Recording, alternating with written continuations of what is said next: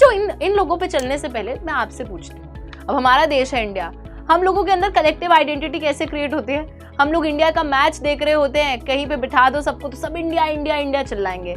अगर हमें कोई वंदे मातरम प्ले कर दे या फिर नेशनल एंथम बज जाए कहीं पर, तो एकदम हम यूनाइटेड तरीके से खड़े हो जाते हैं। Through a return to monarchy, फिर से मोनार्की फ्रांस में लाने के बाद नेपोलियन ने डिस्ट्रॉय कर दिया जो भी डेमोक्रेसी थी। क्या आपको लगता है यार कि मेरा जो कल्चर है ना, this is very unique and इसी के बेसिस पर मेरे को मतलब आजादी चाहिए?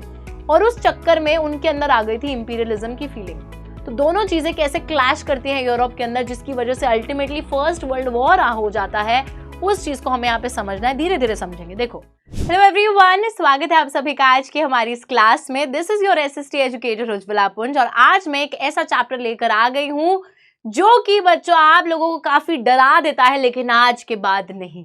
तो इस चैप्टर का नाम है the rise of nationalism in Europe. And बच्चों ये चैप्टर बेसिकली बात करता है कि कैसे जो नेशनलिज्म की फीलिंग है वो इमर्ज करती है यूरोपियन कॉन्टिनेंट में अलग अलग लोगों के अंदर, एंड उसी के साथ लोग जो है कैसे नेशन स्टेट्स को फॉर्म करवाते हैं।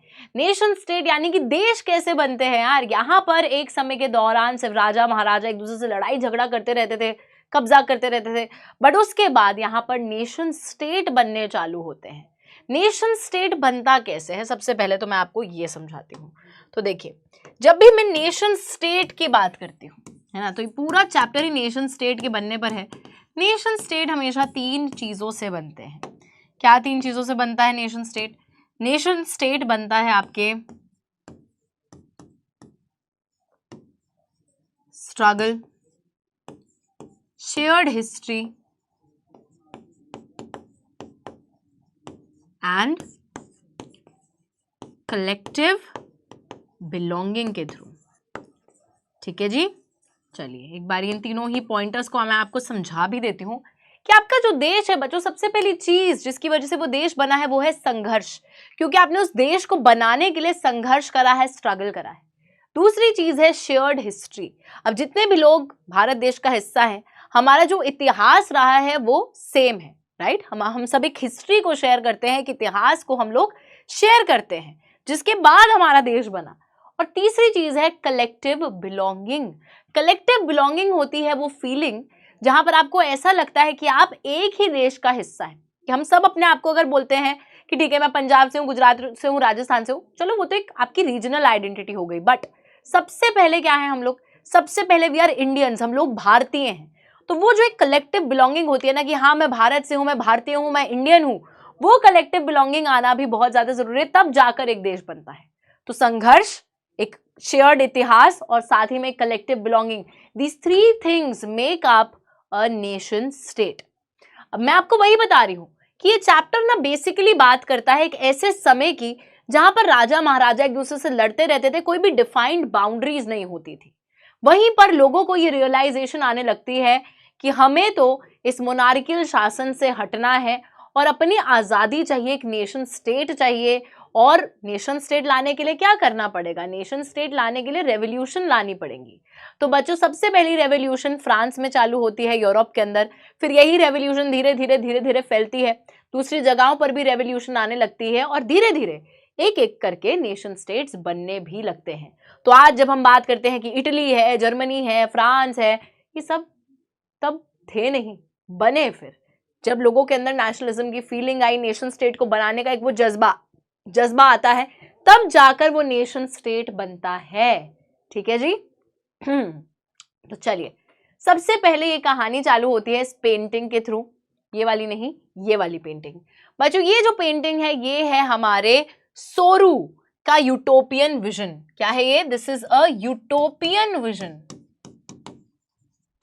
यूटोपियन कोई भी चीज होती है जो कि एक आइडियल चीज होती है, जो कि असल में एग्जिस्ट नहीं करती। It is something very very ideal, as ought to be, मतलब ऐसा होना चाहिए, ऐसा है नहीं, ऐसा होना चाहिए।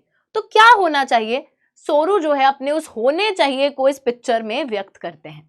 आप इस पिक्चर में बेसिकली आपको देखोगे, समझ में आ जाएगा, फिर मैं आपको समझाती हूँ। तो ये ना थोड़ी ऊपर से उड़ गई है। ऊपर हमारे यहाँ जीसस क्राइस्ट हैं, बहुत सारे एंजल्स हैं जो अपना आशीर्वाद दे रहे हैं आसमान से। यहाँ पर स्टैचू ऑफ लिबर्टी की मूर्त खड़ी है, एक औरत है जो कि लिबर्टी को सिग्निफाई कर रही है, राइट। उनके हाथ में यहाँ पे राइट्स ऑफ मैन है, एक टॉर्च ऑफ एनलाइटनमेंट है। पूरी कतार में यहाँ पर अलग अलग देश के लोग जो हैं लगे पड़े हैं, पीछे तक ये क्यों जा रहा है। ये लोग बच्चों जो जो स्टैच्यू ऑफ लिबर्टी यानी कि स्टैच्यू जो है आजादी का उसके आगे निकल चुके हैं, वो मतलब कि इस समय तक आजाद हो गए थे, और बाकी जो लोग इस कतार में खड़े हैं मतलब कि वो आजाद होने की राह पर आगे बढ़ रहे हैं। साथ ही में नीचे जो एक कचरा है, करकट, ये सब जो पड़ा है, ये है हमारे रिमेन्स। किस चीज के रिमेन्स? उस टाइम के एब्सोल्यूटिस्ट मोनार्कीज के रिमेन्स। तो आप लोगों ने क्लास 9 में फ्रेंच रेवोल्यूशन पढ़ा था, उसमें आपने देखा था कि किस तरीके से एक एब्सोल्यूट मोनार्की होती थी, यानी कि इस तरीके की मोनार्की होती थी कि जहां पे राजा की पावर पे कोई लिमिटेशन ही नहीं होता था, राजा जो मन में आए, जो मर्जी आए वो कर सकता था। तो यही वो एब्सोल्यूट मोनार्की के ताजवाज जो नीचे है रिमेन्स पड़े हुए हैं, क्योंकि लोग उस चीज से उभर कर आजादी की तरफ जा रहे हैं। अब ऑब्वियसली उस टाइम पर सभी को आजादी नहीं मिली थी, तो ये एक यूटोपियन विजन ही था, इनका विजन था कि फ्यूचर में आने में ऐसा होगा, सब आजाद हो जाएंगे। तो यहाँ पर इस पिक्चर में यही सब व्यक्त किया जा रहा है। देखो, तो people of Europe, America, men, women of all ages, social classes are marching in a long train, offering homage to the Statue of Liberty as they pass by it. Torch of Enlightenment she bears in one hand and the Charter of Rights of Man. तो यहाँ पे वही बता रहे हैं कि Europe और America के लोग हैं, आदमी हैं, औरतें हैं, सारे एज ग्रुप्स के, सोशल क्लासेस के एक लंबी कतार में खड़े हैं और होमेज पे करते हुए, इज्जत देते देते वो जो स्टैच्यू ऑफ लिबर्टी से गुजर रहे हैं। स्टैच्यू ऑफ लिबर्टी के हाथ में, एक हाथ में है charter of the rights of man, जहाँ पे सारे के सारे राइट्स लिखे हैं, इस हाथ में ये वो है, और यहाँ पे टॉर्च ऑफ एनलाइटनमेंट है जो एनलाइटन कर रही है, नॉलेज प्रोवाइड कर रही है सभी को। साथ ही में बच्चों यहाँ पर देखिए, shattered remains of the symbols of absolutist institutions. Shattered remains, टूटे फूटे जो रिमेन्स है, बचा कुचा जो सामान है एब्सोल्यूटिस्ट इंस्टीट्यूशंस का, मोनार्की का, वो नीचे यहाँ पे पड़ा है कूड़े की तरह। और उसी के साथ leading the procession way past the Statue of Liberty are the USA and Switzerland, which by this time were already nation states. So सिर्फ दो जगहें जो थी ऑलरेडी नेशन स्टेट थी, यूएसए और स्विट्जरलैंड, वो ऑलरेडी स्टैच्यू ऑफ लिबर्टी से गुजर गए हैं और बाकी सब लोग पीछे हैं उनके। फ्रॉम द हेवन्स अबव, ऊपर से आशीर्वाद देते हुए क्राइस्ट है, हमारे जीसस क्राइस्ट, सेंट्स हैं, एंजल्स हैं, they gaze upon the scene. Gaze का मतलब है वो इस सीन को देख रहे हैं, and they have been used by the artist. Artist ने उनको इसलिए यूज करा है to symbolise fraternity among the nations of the world.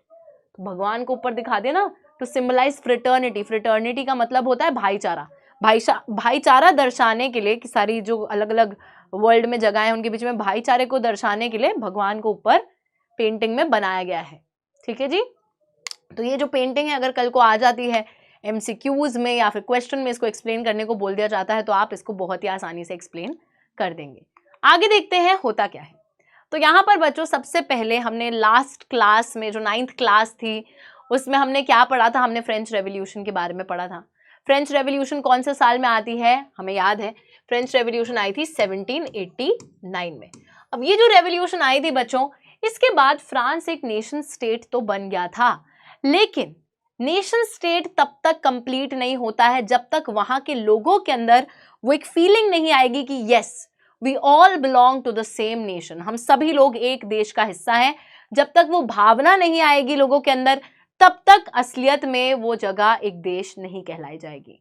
अब जब फ्रांस को एक नेशन स्टेट बना दिया गया तो वहां के लीडर्स का यही काम था कि यहाँ के सभी लोगों के बीच में एक हमें सेंस ऑफ कलेक्टिव बिलोंगिंग या सेंस ऑफ कलेक्टिव आइडेंटिटी को लेकर आना है, where everyone can feel that they are a part of the same nation. और उसके लिए वो कुछ कदम उठाते हैं, कुछ स्टेप्स लेते हैं।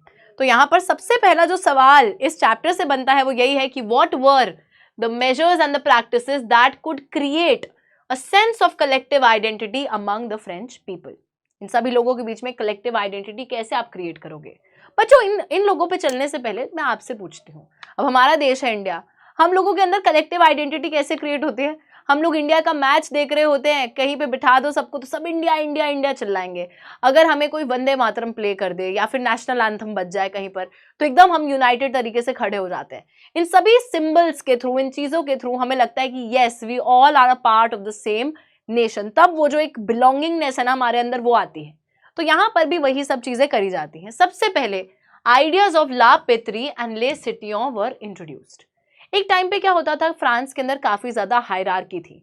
लोग जो थर्ड एस्टेट के होते थे वो बाकी एस्टेट के या अमीर लोगों को मैडम सर करके बुलाते थे, लेकिन अब उन चीजों को हटा दिया और बोल दिया कि सारे लोग जो फ्रांस में रह रहे हैं they all are the citizens of France, सभी लोग नागरिक हैं, कोई मैडम सर वर नहीं है, सभी लोग नागरिक हैं। ले सिटियों का आइडिया है एंड ला पेत्री का आइडिया। ला पेत्री के आइडिया का मतलब है कि आपकी जो ये भूमि है, ये जो जमीन है फ्रांस की, ये आपकी पितृभूमि है, यानी कि आपका फादरलैंड है। जैसे हम बोलते हैं ना मदरलैंड है, फादरलैंड है, तो ये जमीन की इज्जत करो, तो वो वाली चीज, वो फादरलैंड वाला एस्पेक्ट, वो सिटीजन्स वाला एस्पेक्ट लाया गया ताकि लोगों को एक तो उनके देश के लिए इज्जत बढ़े और सभी को लगे कि yes we all are equals within this nation, हम सभी सिटीजन्स हैं, हम इस देश का एक बराबर हिस्सा है, इक्वल पार्ट है।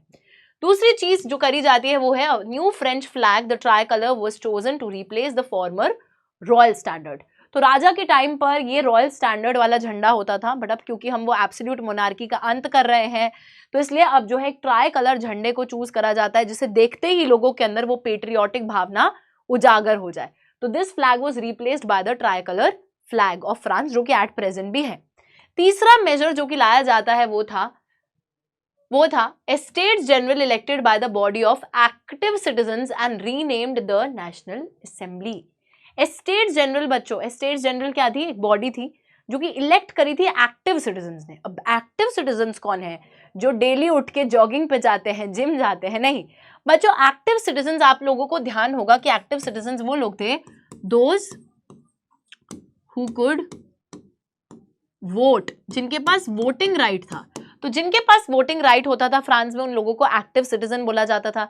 ये सारे लोग वोट कर कर इन्होंने एक एस्टेट्स जनरल की बॉडी को सिलेक्ट करा, who were the elected representatives, और फिर उसी बॉडी का नाम बदलकर नेशनल असेंबली रख दिया गया। तो कहीं ना कहीं राजा की पावर्स पर रोक लगा दी गई थी और एस्टेट्स जनरल आई थी और एस्टेट्स जनरल का नाम बदल के नेशनल असेंबली को मतलब उसका नाम रख दिया गया था। नेक्स्ट चीज है new hymns were composed, oaths were taken and martyrs were commemorated, all in the name of the nation. तो वही वाली चीज, नए नए गाने लिखे गए, कस्में खाई गई, ओथ्स वर टेकन, मार्टर्स, जिन लोगों ने देश के लिए जान दी है उनको कमेमोरेट करा गया, इज्जत वगैरह उनको प्रोवाइड करी गई।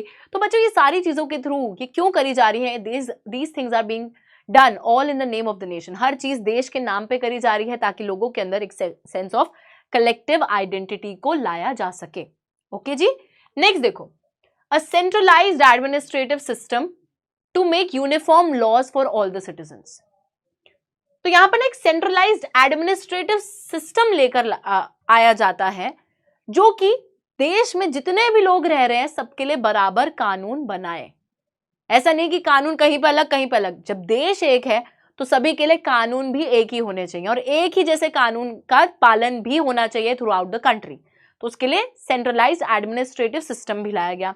साथ ही में बच्चों जो इंटरनल कस्टम ड्यूटीज थी, ड्यूज थी, उन सभी को अबॉलिश कर दिया, हटा दिया और यूनिफॉर्म सिस्टम जो है वेट्स एंड मेजर्स का उसको अडॉप्ट करा गया।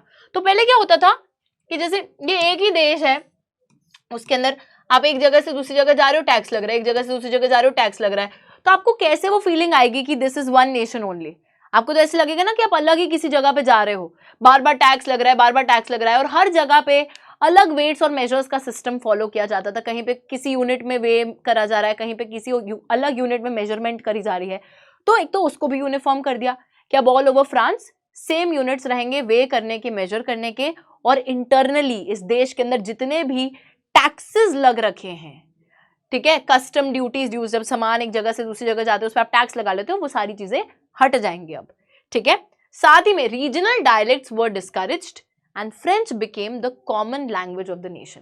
अब ये पॉइंट थोड़ा सा कॉन्ट्रोवर्शियल है क्योंकि ऐसी चीज इंडिया में नहीं करी जाती है। भारत में डाइवर्सिटी को रिस्पेक्ट करा जाता है, डाइवर्सिटी को और भी ज्यादा प्रमोट करा जाता है, बट फ्रांस के अंदर ऐसा नहीं किया गया। तो जो भी लोकल लैंग्वेजेस, रीजनल लैंग्वेजेस लोग बोला करते थे उन सभी को डिस्करेज करा और हर किसी को ये बोला गया कि आप सभी लोग क्योंकि फ्रांस में रहते हैं तो एक ही भाषा में बात कीजिए और वो भाषा है फ्रेंच लैंग्वेज। तो everyone has to speak the same language ताकि लोगों के बीच में और यूनिटी बढ़े। ऐसा यहाँ के लीडर्स का थॉट था। ऑब्वियसली वो थॉट थोड़ा सा गलत हमें लगेगा बट ऐसा उन्होंने सोचा है, ठीक है। तो हमें कोई टेंशन लेने की बात नहीं है, बट आई होप ये बात बिल्कुल क्लियर है, ठीक है बच्चों।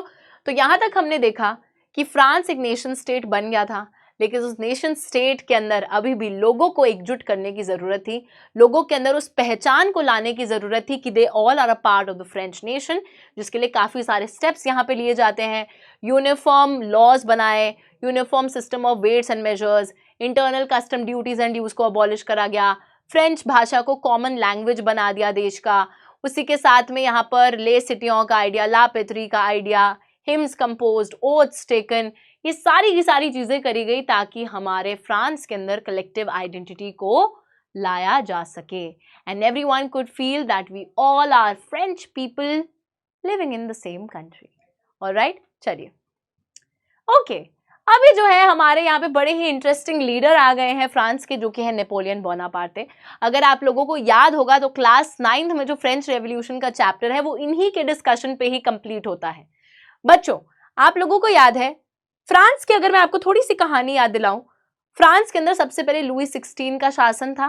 फिर हमने देखा कि कैसे वहां पर मोनार्की जो थी वो बदलकर एक कॉन्स्टिट्यूशनल मोनार्की हो जाती है।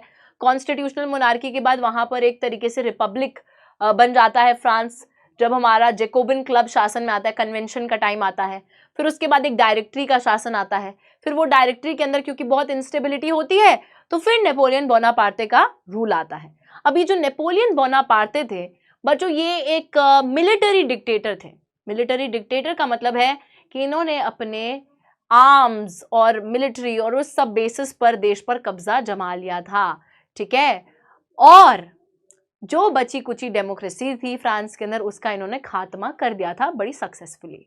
स्टिल इनकी बात क्यों करी जा रही है? क्योंकि एडमिनिस्ट्रेटिव मामले में जब हम एडमिनिस्ट्रेशन की बात करते हैं तो उसके अंदर ये बहुत से ऐसे चेंजेस लेकर आए थे जो कि काफी ज्यादा अच्छे चेंजेस माने जाते हैं। तो ऑल्दो इन्होंने डेमोक्रेसी को तो बिल्कुल ही खत्म कर दिया, बट स्टिल एडमिनिस्ट्रेटिव चेंजेस ये कुछ ऐसे लेकर आए थे जिससे लोगों ने बेनिफिट करा था। तो let us talk about those administrative changes. दो through a return to monarchy, फिर से मोनार्की फ्रांस में लाने के बाद नेपोलियन ने डिस्ट्रॉय कर दिया जो भी डेमोक्रेसी थी। But in the administrative field, administration में ये कुछ ऐसे रेवोल्यूशनरी प्रिंसिपल्स लेकर आए, बहुत सी ऐसी बदल दी इन्होंने चीजें in order to make the whole system more rational and efficient. और भी ज्यादा बेहतर बना दिया सिस्टम को, और भी ज्यादा प्रभावी बना दिया, एफिशिएंट बना दिया। तो ऐसे क्या चेंजेस थे बच्चों जो कि नेपोलियन लेकर आते हैं? यहां पर एक क्वेश्चन बनता है जो कि बोर्ड एग्जाम्स में पूछा जा सकता है, that is what was the Napoleonic code और what is the civil code of 1804। दो नाम से इसको जाना जाता है, या तो इसको नेपोलियनिक कोड बोला जाएगा या फिर इसको सिविल कोड बोला जाएगा ऑफ 1804। 1804 में ये आया था। अब देखो इन्होंने इस पर्टिकुलर ये जो प्रिंसिपल्स लेकर आए थे उसके थ्रू क्या करा, एडमिनिस्ट्रेशन में क्या क्या बदलाव लेकर आए। ये सबसे पहली चीज, did away with all privileges based on birth. तो आप लोगों को याद होगा कि फ्रांस की सोसाइटी में शुरुआत से ही वो भेदभाव होता था, क्लर्जी, नोबिलिटी, फिर बाकी लोग थर्ड एस्टेट जिनसे टैक्सेस लेते थे। बट अभी इन्होंने सारे के सारे जो विशेष अधिकार लोगों को पैदा होने से मिल रहे थे कि मैं पैदा हो रही हूँ तो मैं नोबिलिटी की हूँ, मेरे को टैक्सेस नहीं भरने हैं, या मैं क्लर्जी का हिस्सा हूँ तो मुझे जो है ये सारा टैक्स मिल रहा है। टिथेस्टेल वगैरह के बारे में भी आपको बताया था, ठीक है। तो सारे ये जो विशेष अधिकार आपको मिल रहे हैं just because you are born into a particular family या just because you belong to the first और द सेकंड एस्टेट, उन सभी प्रिविलेजेस को इन्होंने खत्म कर दिया। A very good thing to do. Next thing, established equality before the law. सभी लोगों को बताया कि सभी लोग कानून के आगे बिल्कुल बराबर हैं। तीसरी चीज, secured the right to property. Right to property भी दे दी लोगों को, ऑब्वियसली अमीर लोगों का भला करने के लिए। So this code was then exported to the regions under French control. और नेपोलियन ऐसे थे बच्चों कि उनको चैन नहीं आ रहा था सिर्फ फ्रांस के अंदर, तो आजू बाजू के जो एरियाज थे वो वहां पर भी कब्जा करने को निकल गए थे। और जितने भी जगहें वो फ्रेंच कंट्रोल के अंडर लेते रहते थे वहां पर भी उन्होंने इस नेपोलियनिक कोड को लागू करना चालू कर दिया। तो सारी जो जगहें थी वहां पर उन्होंने एडमिनिस्ट्रेटिव डिविजन्स को सिंपल बना दिया, फ्यूडल सिस्टम हटा दिया, सर्फडम और मेनोरियल ड्यूज से किसानों को मुक्त कर दिया। ये सारी चीजें क्या है मैं आपको समझाती हूँ। तो फ्यूडल एडमिनिस्ट्रेटिव डिविजन्स जो थे, यानी कि एडमिनिस्ट्रेशन हर जगह पे अलग अलग तरीके से करी जाती थी, तो उसको थोड़ा सिंप्लीफाई कर दिया कि सेंट्रलाइज तरीके से करी जाएगी। और उसी के साथ फ्यूडल सिस्टम, अब फ्यूडल सिस्टम मैंने आपको वैसे 9th क्लास में बता रखा है और आपने पढ़ भी रखा होगा, बट मैं फिर से बता देती हूँ। तो फ्यूडल सिस्टम क्या होता है?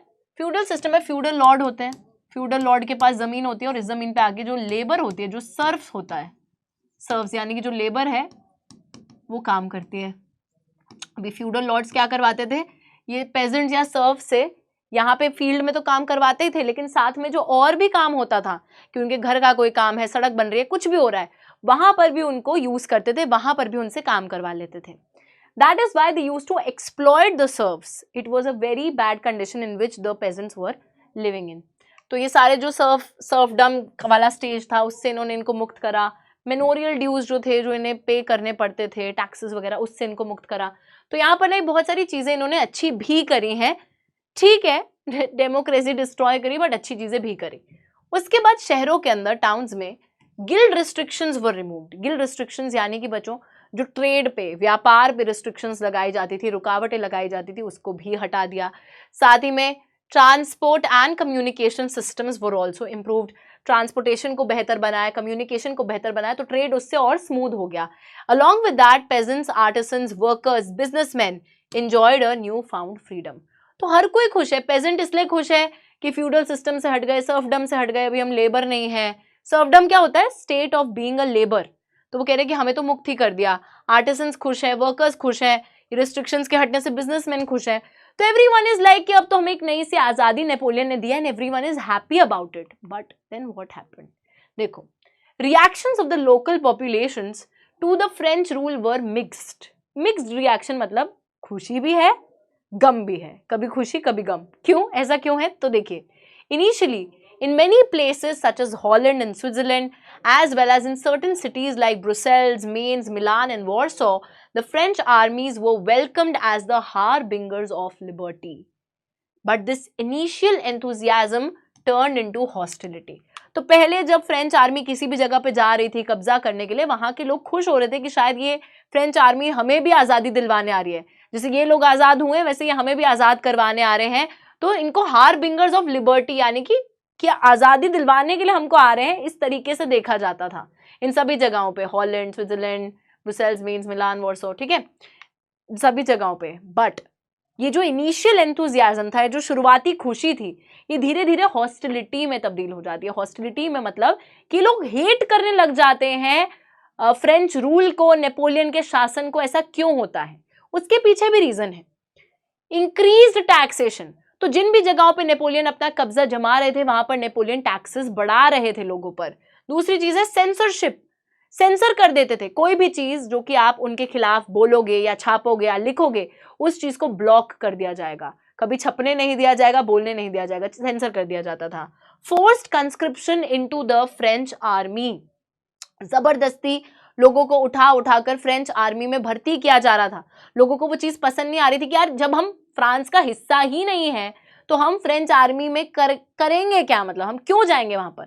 ऑब्वियसली बच्चों, कल को हमें कोई चाइना की आर्मी में भर्ती करे, हम जाएंगे क्या? नहीं, हम अपने देश की आर्मी में तो जाएंगे, तुम्हारी आर्मी में क्यों जाएंगे? तो वो वाली चीज थी। तो required to conquer the rest of Europe, तो नेपोलियन नहीं चाहते थे कि मैं पूरे यूरोप पे अपना कब्जा जमा लूं, और इसी के लिए वो आर्मी में लोगों को भर्ती कर रहे थे। But people were not liking it, that is why they went hostile towards their rule, है ना। All seemed to outweigh, all of this seemed to outweigh the advantages of the administrative changes that were brought out by him. ये सारी गलतियां जो Napoleon एक के बाद एक करते चले जा रहे थे, इन सभी चीजों की वजह से जो भी फायदे उन्होंने शायद करे थे, जो फायदे लोगों को हुए थे, ये सारी गलतियां उस पर भारी पड़ गई, पानी फेर गई। होता है ना लाइफ में ऐसा कि कोई इंसान काफी समय तक आपके साथ अच्छा रहता है और फिर वो एक ऐसी चीज कर देता है कि आप कहते हो अब सारी उसकी अच्छाई तो गई पानी में, हो गया काम। सेम वही चीज नेपोलियन के साथ हुई है। इतना अच्छा करा पर बुरा करके वो सारी चीज पे पानी फिर गया, and people were hostile towards him, उनके खिलाफ चले गए वो लोग। ठीक है जी। तो बच्चों इसी के बाद हम देखते हैं नेपोलियन हार भी जाते हैं बैटल ऑफ वाटरलू में, एंड उनका शासन भी खत्म हो जाता है। बट यहाँ पर what you have to remember is कि ये जो एडमिनिस्ट्रेटिव चेंजेस लेकर आए थे, नेपोलियनिक कोड, सिविल कोड, वो आपको सारे के सारे चेंजेस याद यहाँ पे रखने होंगे। ठीक है, तो बहुत फायदा भी इन्होंने करा, बट फिर कुछ चीजें हो गई जिसकी वजह से गड़बड़ आ गया पूरा मामला। ऑलराइट, फ्रांस से होकर अब हम आ जाते हैं बच्चों पूरे यूरोप की बात करने। ये फ्रेंच रेवोल्यूशन का चैप्टर नहीं है, तो फ्रांस के अलावा अभी हमें पूरे यूरोप को भी देखना है। तो this is the time period जब एक्चुअली हम पढ़ेंगे कि यूरोप की सोसाइटी किस प्रकार थी और किस बैकग्राउंड में वहां पर रेवोल्यूशन की मांग आती है या वहां पर नेशन स्टेट की डिमांड आती है, तो what was the society like, कैसे वो नेशनलिज्म की फीलिंग इमर्ज करती है लोगों के अंदर, what all was happening in Europe. तो अब हम मेन चैप्टर पे तो अब आए हैं हम। देखो, making of nationalism in Europe, mid 18th century यानी कि 1750s की यहाँ पे बात हो रही है। No nation states were there as we know today. उस टाइम पर बच्चों ऐसे कोई भी clearly defined borders, sovereign type के, फ्री फ्रॉम आउटसाइड कंट्रोल, ऐसे कोई देश थे ही नहीं यूरोप के अंदर जैसे कि आज हम जानते हैं। ठीक है, नो नेशन स्टेट्स, पर बनेंगे अब, तभी तो मेकिंग ऑफ नेशनलिज्म, नेशनलिज्म की फीलिंग आएगी फिर नेशन स्टेट बनेगा। ओके, कैसे बनेगा अभी देखते हैं। तो देखिए यहां पर सबसे पहले बात कर लेते हैं कि यूरोप के अंदर कौन से लोग रह रहे थे, किस प्रकार के लोग रह रहे थे। सबसे पहले we are gonna talk about the aristocracy. Aristocracy कौन है? अमीर लोग। अमीर लोग जो हैं they were socially politically the dominant class on the continent, सामाजिक रूप से भी और राजनीतिक रूप से भी, क्योंकि यही लोग लीडर्स भी होते थे और समाज में भी क्योंकि पैसा है तो पावर है तो पावरफुल भी थे, डोमिनेंट थे। नंबर्स में कम थे, पॉपुलेशन इनकी कम थी, बट यही कम पॉपुलेशन डोमिनेंट क्लास थी on the European continent. Members of this class united by a common way of life that cut across regional division. तो चाहे आप यूरोप के इस कोने में रह रहे हो या उस कोने में या इस कोने में या उस कोने में, अरिस्टोक्रेसी जहां पर भी रहेगी उनके जीने का तरीका जो है वो बड़ा कॉमन है। जैसे हम बोलते हैं ना कि साउथ दिल्ली और साउथ बॉम्बे, ये सारे लोग चाहे कहीं पे भी इंडिया में रह रहे हो पर उनका जीने का तरीका बिल्कुल एक जैसा है। तो जो एलीट लोग होते हैं उनका लाइफस्टाइल एक जैसा होता है ना, अमीर हैं अब खर्चा बहुत करते हैं, तो वही वाली बात हो रही है कि इनका जो जीने का तरीका था चाहे किसी भी कोने में रह रहे हो वो एक ही जैसा था। They owned estates in the countryside and also town houses. बड़ी बड़ी जमीनें इनके पास गाँव में थी, कंट्री साइड में थी, टाउन हाउसेस थे, पैसा है तो प्रॉपर्टी भी बहुत है। साथ ही में ये लोग फ्रेंच भाषा बोला करते थे for purposes of diplomacy and in high society. अब बच्चों जैसे इंडिया के अंदर लोगों को लगता है कि हम अंग्रेजी में बात करेंगे तो हम काफ़ी ऐसे टॉप क्लास लगेंगे, सिमिलरली इन लोगों के लिए फ्रेंच भाषा वो लैंग्वेज थी जिसमें ये अपने आप को एलीट समझते थे कि हाई सोसाइटी में बात करने के लिए, दूसरों के साथ कॉन्वर्सेशन करने के लिए फ्रेंच भाषा आनी चाहिए। That is what they did and their families were connected by the ties of marriage. इनकी जो फैमिलीज थी, इनके जो परिवार थे, ये शादियों से जुड़े थे। शादियों से जुड़े थे मतलब कि अब अमीर हैं तो वो अमीरों में ही शादी करते हैं, तो इसी तरीके से इनकी फैमिलीज भी कनेक्टेड थी, किसी का बेटा किसी की बेटी शादी करवा दी वैसे। ओके, तो ये थी हमारी अरिस्टोक्रेसी।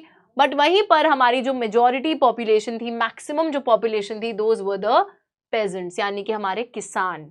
अब बच्चों कम पॉपुलेशन थी अरिस्टोक्रेसी बट मैक्सिमम पॉपुलेशन हमारी थी पेजेंट्स की, और ये पेजेंट्स जो थे ये ऑब्वियसली कुछ ऐसे थे जिनके पास जमीनें थे और मैक्सिमम ऐसे पेजेंट्स थे जिनके पास खुद की जमीनें थी ही नहीं।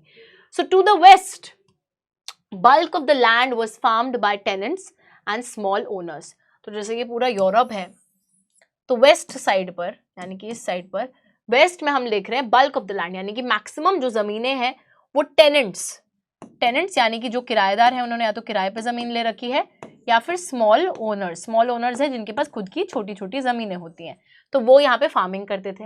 वहीं पे ईस्टर्न और सेंट्रल हिस्से पे पैटर्न ऑफ लैंड होल्डिंग, तो ये सेंट्रल हिस्सा है, ये ईस्टर्न हिस्सा है, और यहाँ पर लैंड होल्डिंग इस प्रकार से थी, वास्ट एस्टेट्स, बड़े बड़े एस्टेट्स, बड़े बड़ी जमीनें होती थी जहाँ पर सर्फ्स जो थे बच्चों, हमारे जो लेबर थी, जो लैंडलेस लेबर थी, वो यहाँ पे कल्टीवेशन करती थी ऑब्वियसली लैंडलॉर्ड्स की जमीनों पर। ओके, तो देखो वेस्टर्न यूरोप के अंदर जो किसान हैं वो या तो किराए पे उन्होंने जमीन ले रखी है खेती करने के लिए, खुद उनके पास छोटी मोटी जमीन है, बट सेंट्रल और ईस्टर्न यूरोप में बड़ी बड़ी जमीनों पर जो सर्व्स हैं, जो लैंडलेस लेबर है, वो काम करती चली जा रही है। ओके, और मैक्सिमम लोग यूरोप में इस टाइम पे पेजेंट्स ही थे। आई होप ये बात समझ में आई होगी। आगे देखिए, उसी के साथ में एक और क्लास हमें देखने को मिलती है which is the new middle class, जो इस टाइम पे हमारे प्रोफेशनल्स इमर्ज करते हैं। सो इंडस्ट्रियलाइजेशन के दौरान, इंडस्ट्रियलाइजेशन होता है, फैक्ट्रीज आती हैं, इंडस्ट्रीज बनती हैं, इस टाइम पे नए नए सोशल ग्रुप्स आने लग गए, जैसे कि एक working class population, middle class जिसमें इंडस्ट्रियलिस्ट, बिजनेसमैन, प्रोफेशनल, ये सारे लोग थे जो कि ऑब्वियसली बिल्कुल लोअर क्लास में भी नहीं आते और बिल्कुल हाई क्लास में भी नहीं आते, जो अच्छा खासा कमा लेते हैं अपने गुजारे लायक, और जो पढ़े लिखे लोग थे। तो ये जो मिडिल क्लास थे, इन्होंने पढ़ाई लिखाई के दम पर हासिल करी थी, डिग्रीज हासिल करी थी और उसके दम पर काम करते थे, पैसा कमाते थे, तो वो थी हमारी मिडिल क्लास।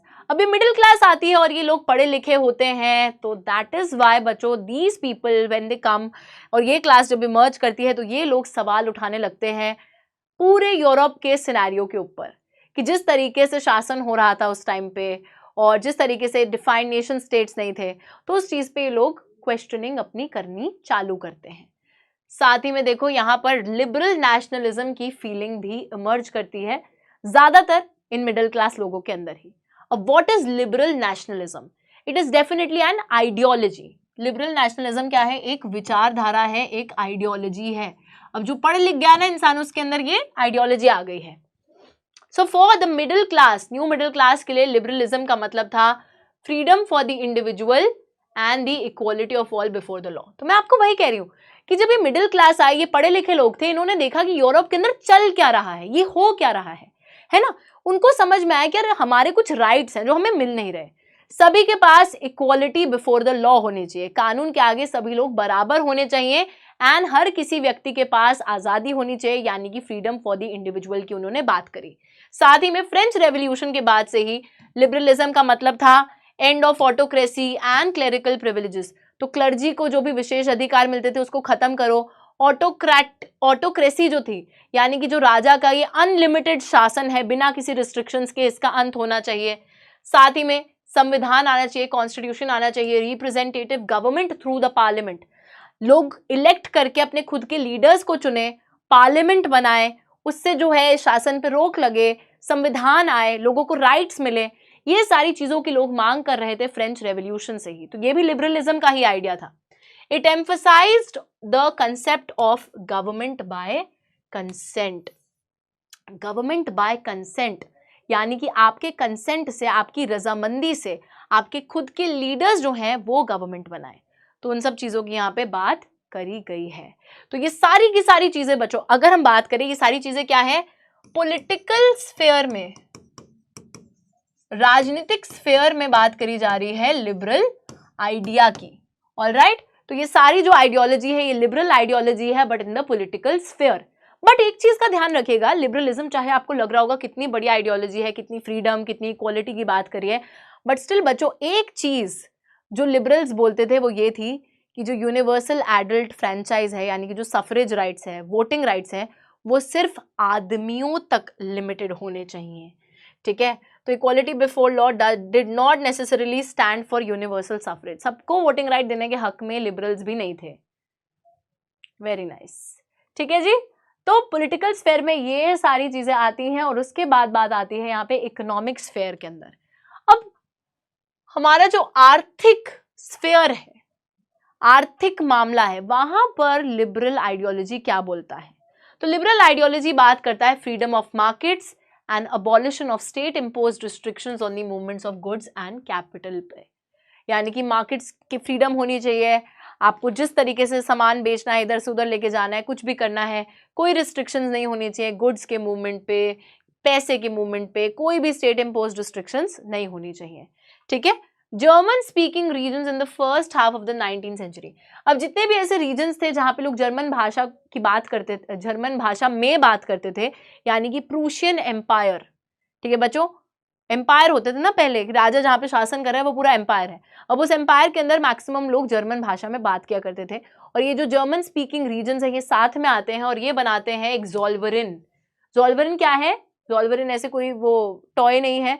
ज़ोल्वरिन का मतलब है कस्टम्स यूनियन बनाई गई थी इन 1834। ठीक है बच्चों, ये प्रूशिया के इनिशिएटिव पे बनाई गई है और मैक्सिमम जर्मन स्टेट्स इसका हिस्सा बने थे। बेसिकली कस्टम्स यूनियन इसलिए बनाई गई थी ताकि जो भी टैरिफ बैरियर्स लगे हुए हैं, जो भी टैक्स बैरियर्स लगे हुए हैं इन सभी रीजन्स के बीच में, जैसे आप इधर से इधर जा रहे हो तो आपको टैक्स भरना पड़ रहा है, फिर इधर जा रहे हो फिर टैक्स, फिर इधर जा रहे हो फिर टैक्स, जिसकी वजह से जो गुड्स हैं, कैपिटल है, उसकी मूवमेंट पे रिस्ट्रिक्शंस लग रही थी। तो बेसिकली ज़ोल्वरिन को बनाने का पर्पस ये था कि जितने जर्मन स्पीकिंग रीजन्स ने ज़ोल्वरिन बनाई है उन सभी के बीच में जो भी ये टैक्स बैरियर्स लगे हुए हैं ये हट जाएंगे, और मूवमेंट जो है सामान की, गुड्स की, वो और भी ज़्यादा बेहतर हो जाएगी, और भी ज़्यादा आसान हो जाएगी। साथ ही में करेंसीज भी रिड्यूस कर दी फ्रॉम 30 to 2। पहले 30 अलग अलग करेंसीज होती थी उस पर्टिकुलर रीजन में, अब उनको कम कर दिया, सिर्फ 2 करेंसीज रह गई, 30 जो थी वो हट गई, ताकि ईजी हो जाए एक्सचेंज। सामान का खरीदना बेचना, ये सारी चीजें। साथ ही में रेलवेज बन जाते हैं, मोबिलिटी और बढ़ जाती है, लोग एक जगह से दूसरी जगह और आसानी से जा पाते थे, ट्रेड कर पाते थे, सामान बेच पाते थे, खरीद पाते थे, ये सारी चीजें और कर पाते थे। ठीक है बच्चों, तो इस वोल्वरिन को ध्यान में रखिएगा, इस पे जो है सेपरेट क्वेश्चन बनता है। और यहां पर अब हम आ जाते हैं आगे। लिबरल्स थे, इसका ये मतलब नहीं है कि पूरे समाज में लिबरल्स ही हैं, अब सब लोगों के अंदर लिबरल आइडियोलॉजी छा गई है। लिबरल्स तो चलो हैं, मिडिल क्लास के लोग लिबरल्स हैं, बट उसी के साथ बच्चों यहाँ पर जो सारे हमारे अभी भी एक ऊंचे ओहदे पे लोग बैठे हैं, चाहे वो मोनार्की के लोग हैं, अरिस्टोक्रेसी के लोग हैं, ये सारे लोग आज भी कंजर्वेटिव ही थे। कंजर्वेटिव होने का मतलब है कि ये लोग अभी भी मानते थे कि जिस तरीके से समाज चल रहा है वैसे ही चलना चाहिए और कोई भी बदलाव नहीं आना चाहिए। बट हाँ, अगर वो बदलाव हमारे फेवर में आता है तो आ जाना चाहिए। तो हम लोग देखते हैं बच्चों, न्यू कंजर्वेटिज्म आफ्टर 1815। तो 1815 के बाद एक ऐसी चीज आई थी कि फिर से कंजर्वेटिव ऑर्डर को लागू करने की कोशिश करी जा रही थी in the whole of Europe, and this is actually the time after Napoleon lost in the battle of Waterloo. तो अभी इन लोगों को रियलाइज होता है, सारे कंजर्वेटिव्स को, कि हमें ना फिर से यूरोप के अंदर एक कंजर्वेटिव ऑर्डर लेकर आना है। 1815 में European governments driven by a spirit of conservatism, तो जितनी भी यूरोप की गवर्नमेंट थी भाई, जो मोनार्की थी सारी, उन सभी के अंदर कंजर्वेटिव स्पिरिट है कि हमें फिर से अपना शासन मजबूत करना है। कंजर्वेटिव मोनार्की में विश्वास रखते थे, चर्च में, social hierarchy, property, and that the institution of family should be preserved. तो सारी जो चीजें जैसे चलती आ रही हैं, जैसे चर्च के पास जो पावर है वो रहनी चाहिए, मोनार्की रहनी चाहिए, जो सोशल हायरार्की है, समाज में जो भेदभाव होता था कि ये ऊंचे हैं नीचे हैं, उस तरीके से पूरा वो हायरार्कियल डिवीजन होना चाहिए। फैमिली का जो इंस्टीट्यूशन है, जो ट्रेडिशंस है, उनको प्रिजर्व करना है। नाउ बट चेंज नहीं आना है, बट अगर एक मॉडर्न आर्मी के आने से, एफिशिएंट ब्यूरोक्रेसी, नौकरशाही जो है बच्चों, जो ब्यूरोक्रेट्स है, और वो प्रभावी हो जाए, अगर इकोनॉमी और आगे बढ़ रही है, फ्यूडलिज्म अबॉलिश हो रहा है, सर्फडम हट रहा है, उन सभी चीजों से अगर it could strengthen the autocratic monarchies of Europe, तो ऐसे चेंजेस ले आओ। मतलब कितने दोगले हैं कि वैसे बोल रहे हैं कि हमें कोई चेंज नहीं चाहिए, जैसे समाज चल रहा है वैसा चलता रहे। बट अगर आर्मी के बेहतर होने से, ब्यूरोक्रेसी के बेहतर होने से, फ्यूडलिज्म के हटने से, सर्फडम के हटने से अगर मोनार्की स्ट्रांग होती है तो ये चेंजेस लेकर आ जाइए। वेरी चालाक ब्रो, यू वेरी चालाक। नाउ यहां पर आती है बच्चों एक मीटिंग जो होती है ट्रीटी ऑफ वियना ऑफ 1815, और यहाँ पर वो सारी पावर्स जिन्होंने नेपोलियन को हराया होता है, वो सारी की सारी पावर्स यहाँ मिलती हैं। और इस पर्टिकुलर मीटिंग को होस्ट करा जाता है ड्यूक मेटर्निच द्वारा, जो कि ऑस्ट्रिया के चांसलर होते हैं। ड्यूक मेटर्निच आते हैं, वो खुद एक कंजर्वेटिव हैं, और वो इस ट्रीटी ऑफ वियना को होस्ट करते हैं। बर्बन, अब क्या क्या चेंजेस लाए जाते हैं, what all changes were brought through this treaty of Vienna. देखो, Bourbon dynasty which had been deposed during the French Revolution was restored to power। तो जो बर्बन डायनेस्टी थी, जो लीनिएज था वो राजाओं का, जिसको पावर से हटा दिया गया था नेपोलियन के आने पे, उस बर्बन डायनेस्टी को वापस रिस्टोर करा गया।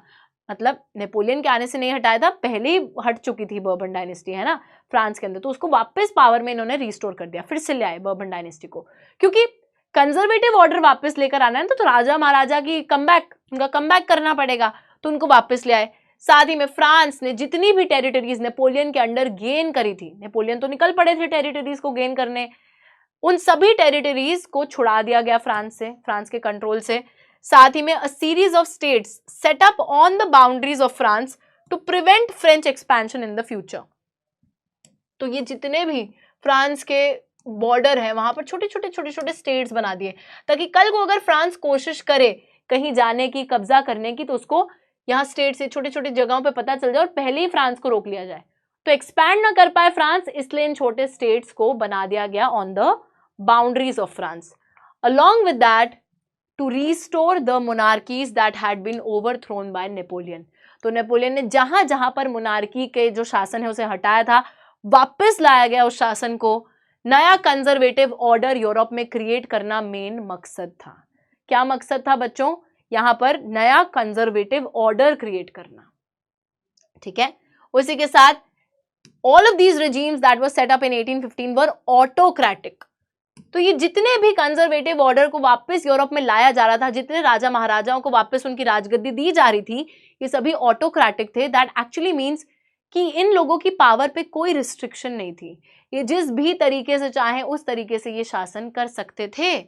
दे did not tolerate criticism and decent.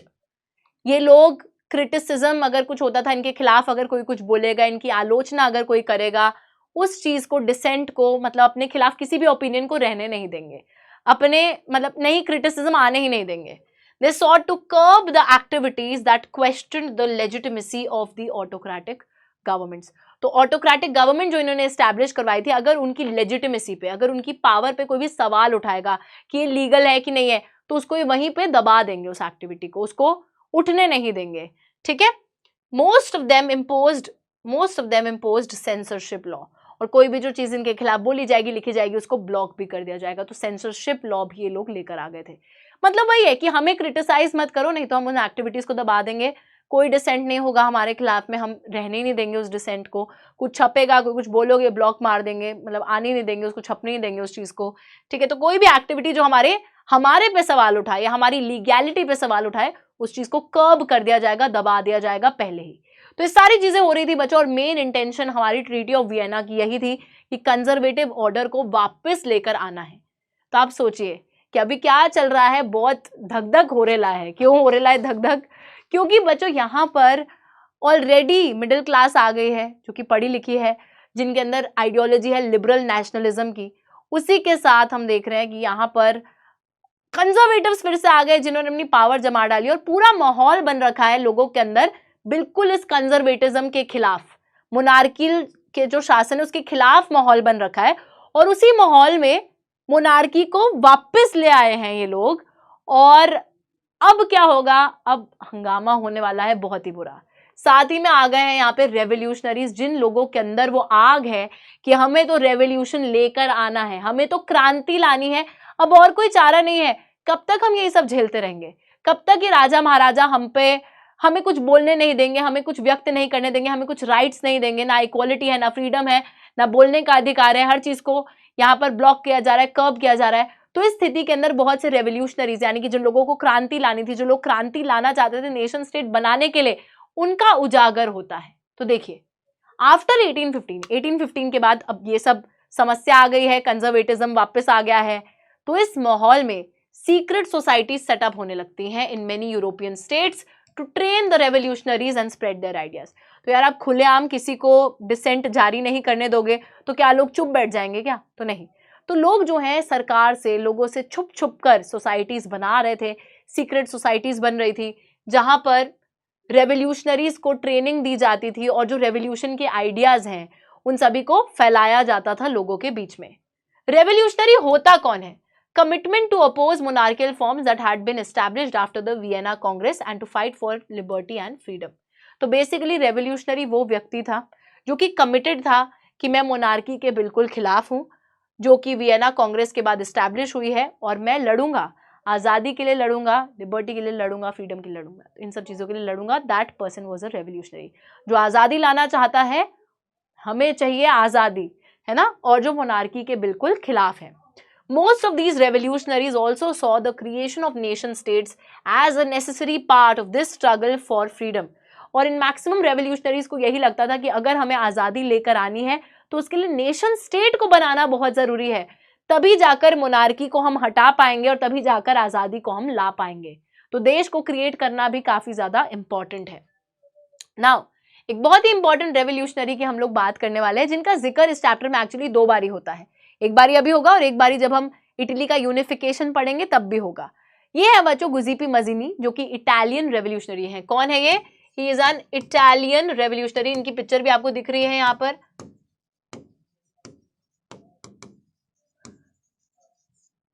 ठीक है जी। तो देखिए, he was born in Genoa. इनका जन्म जेनोआ में होता है 1807 में। ये एक सीक्रेट सोसाइटी कार्बोनरी का भी मेंबर बन जाते हैं, और खुद से दो सीक्रेट सोसाइटीज बनाते हैं, which was Young Italy in Marseilles and Young Europe in Bern। बच्चों, ये दो काफी ज्यादा इंपॉर्टेंट नाम है, इसे आप याद रखिएगा। ठीक है, ओके। तो यंग इटली मार्सेल्स में एक सीक्रेट सोसाइटी इन्होंने बनाई, और यंग यूरोप बर्न में इन्होंने एक सीक्रेट सोसाइटी और बनाई। मजीनी बिलीव्ड, बहुत ही इंपॉर्टेंट लाइन है, पूछ लिया जाता है कभी कभी कि ये लाइन किसने या कौन ऐसा सोचता था। God had intended nations to be the natural units of mankind. तो आपको याद रखना है कि ये जो लाइन है ये मजीनी से रिलेटेड है, कि मजीनी को ऐसा लगता था कि भगवान जो है वो खुद भी यही इंटेंशन से उन्होंने दुनिया बनाई है कि वो भी चाहते हैं कि वहां पे नेशन स्टेट हो। Nation state should be the natural units of Mankind, कि जो एक जैसे लोग हैं वो एक नेशन स्टेट का हिस्सा बन के रहे। भगवान भी यही चाहता है। तो गॉड हैड इंटेंडेड, गॉड की यही इंटेंशन है कि नेचुरल यूनिट्स ऑफ मैनकाइंड होने चाहिए nation states. Okay, Metternich, Metternich याद है कौन थे? मेटर्निच जो चांसलर थे, अभी हमने पढ़ा था, ऑस्ट्रिया के चांसलर थे जिन्होंने ट्रीटी ऑफ वियना को होस्ट करा था। तो मेटर्निच थे बच्चों इनके आर्च एनिमी। मेटर्निच बेसिकली एक कंजर्वेटिव खुद थे, और कंजर्वेटिव और जो हमारे रेवोल्यूशनरी है इनका तो वैसे ही कोई वो है नहीं, दुश्मनी है। तो ये मेटर्निच डिस्क्राइब कर रहे हैं मजीनी को as the most dangerous enemy of our social order.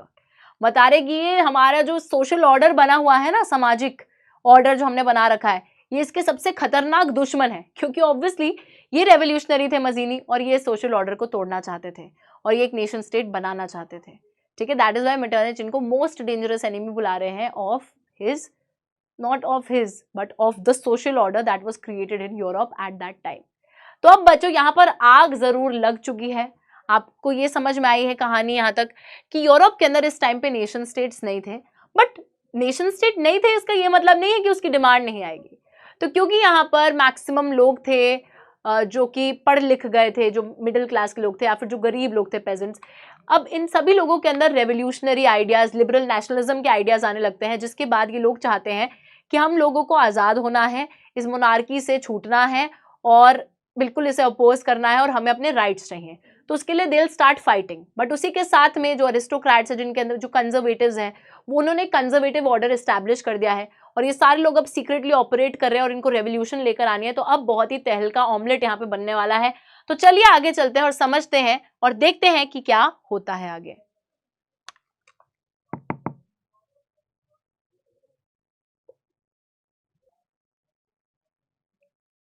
चलिए, तो अब बच्चों हम लोग आगे चलने वाले हैं और यहाँ पर एक अलग सा ही सेक्शन आता है इस चैप्टर का, एज ऑफ रेवोल्यूशंस।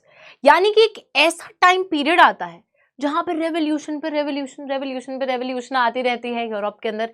अब ऐसा क्यों होता है, चलिए देखते हैं। तो देखो, as conservative regimes tried to consolidate their power, the liberalism and nationalism came to be increasingly associated with revolution in many regions of Europe। तो वही है, दो हिस्सों में सोसाइटी बट गई है।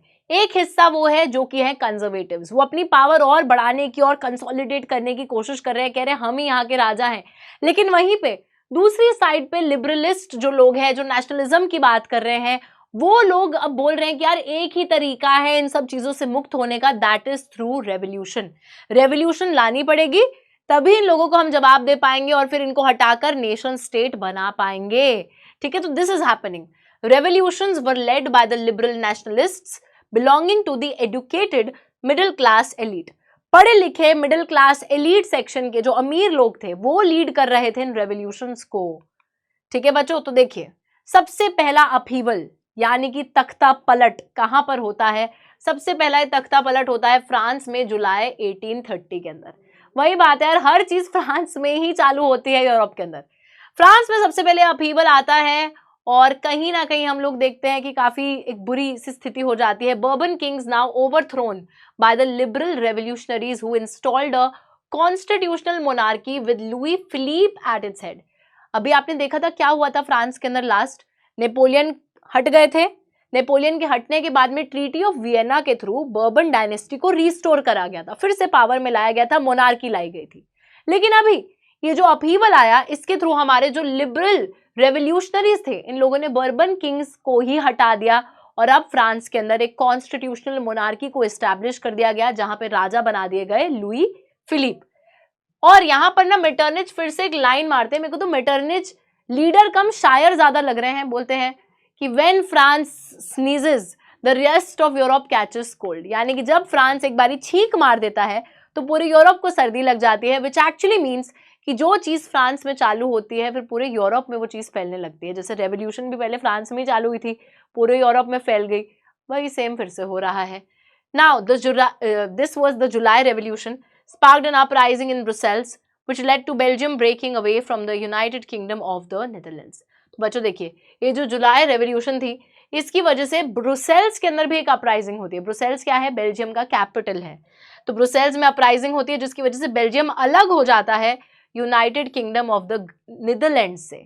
ग्रेट ब्रिटेन नहीं, यूनाइटेड किंगडम ऑफ नीदरलैंड्स। तो पहले सब एक बड़े यूनाइटेड किंगडम ऑफ नीदरलैंड्स का हिस्सा बन रखा था बेल्जियम भी।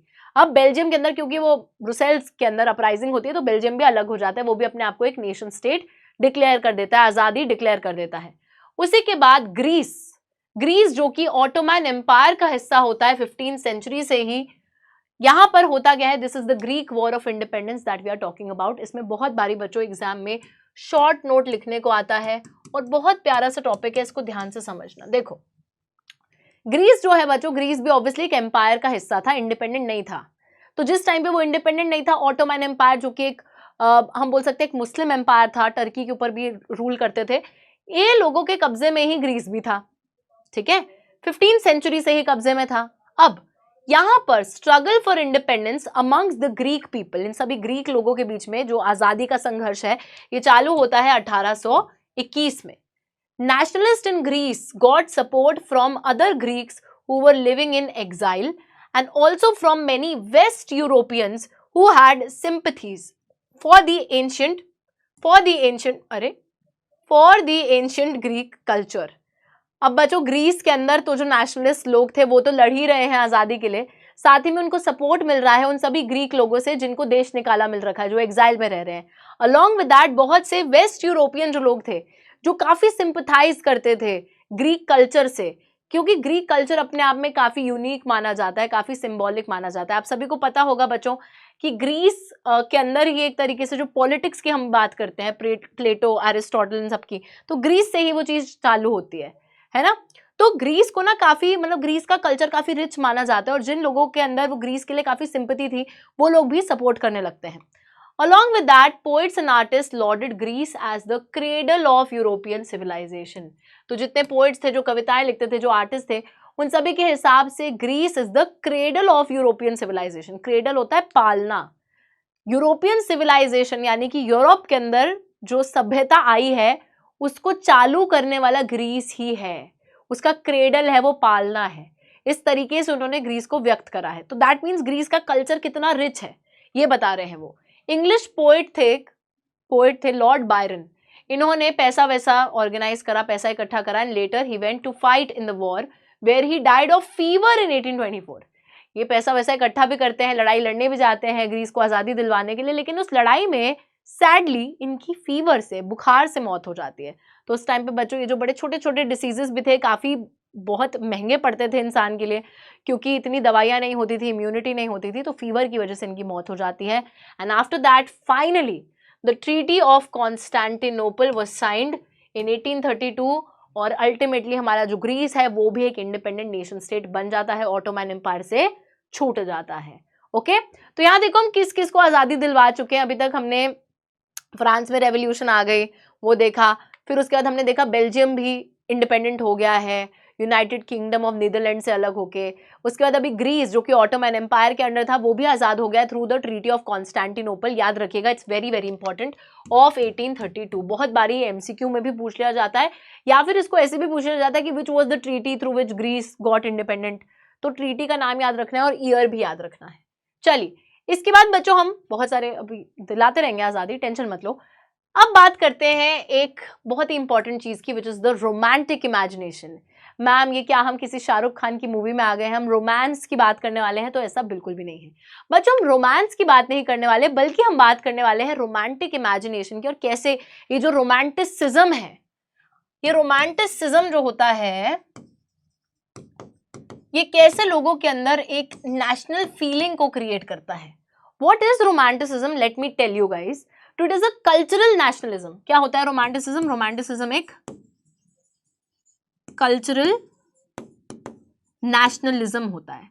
कल्चरल नेशनलिज्म का ये मतलब होता है बच्चे कि जब आप कल्चर के बेसिस पर राष्ट्रवाद की जो फीलिंग है, नेशनलिज्म की जो फीलिंग है, वो लाने की कोशिश करते हो, कि आपको लगता है यार कि मेरा जो कल्चर है ना, this is very unique and इसी के बेसिस पर मेरे को मतलब वो चाहिए, आजादी चाहिए, ये हमारा कल्चर अलग से होना चाहिए, मतलब किसी के कब्जे में नहीं होना चाहिए।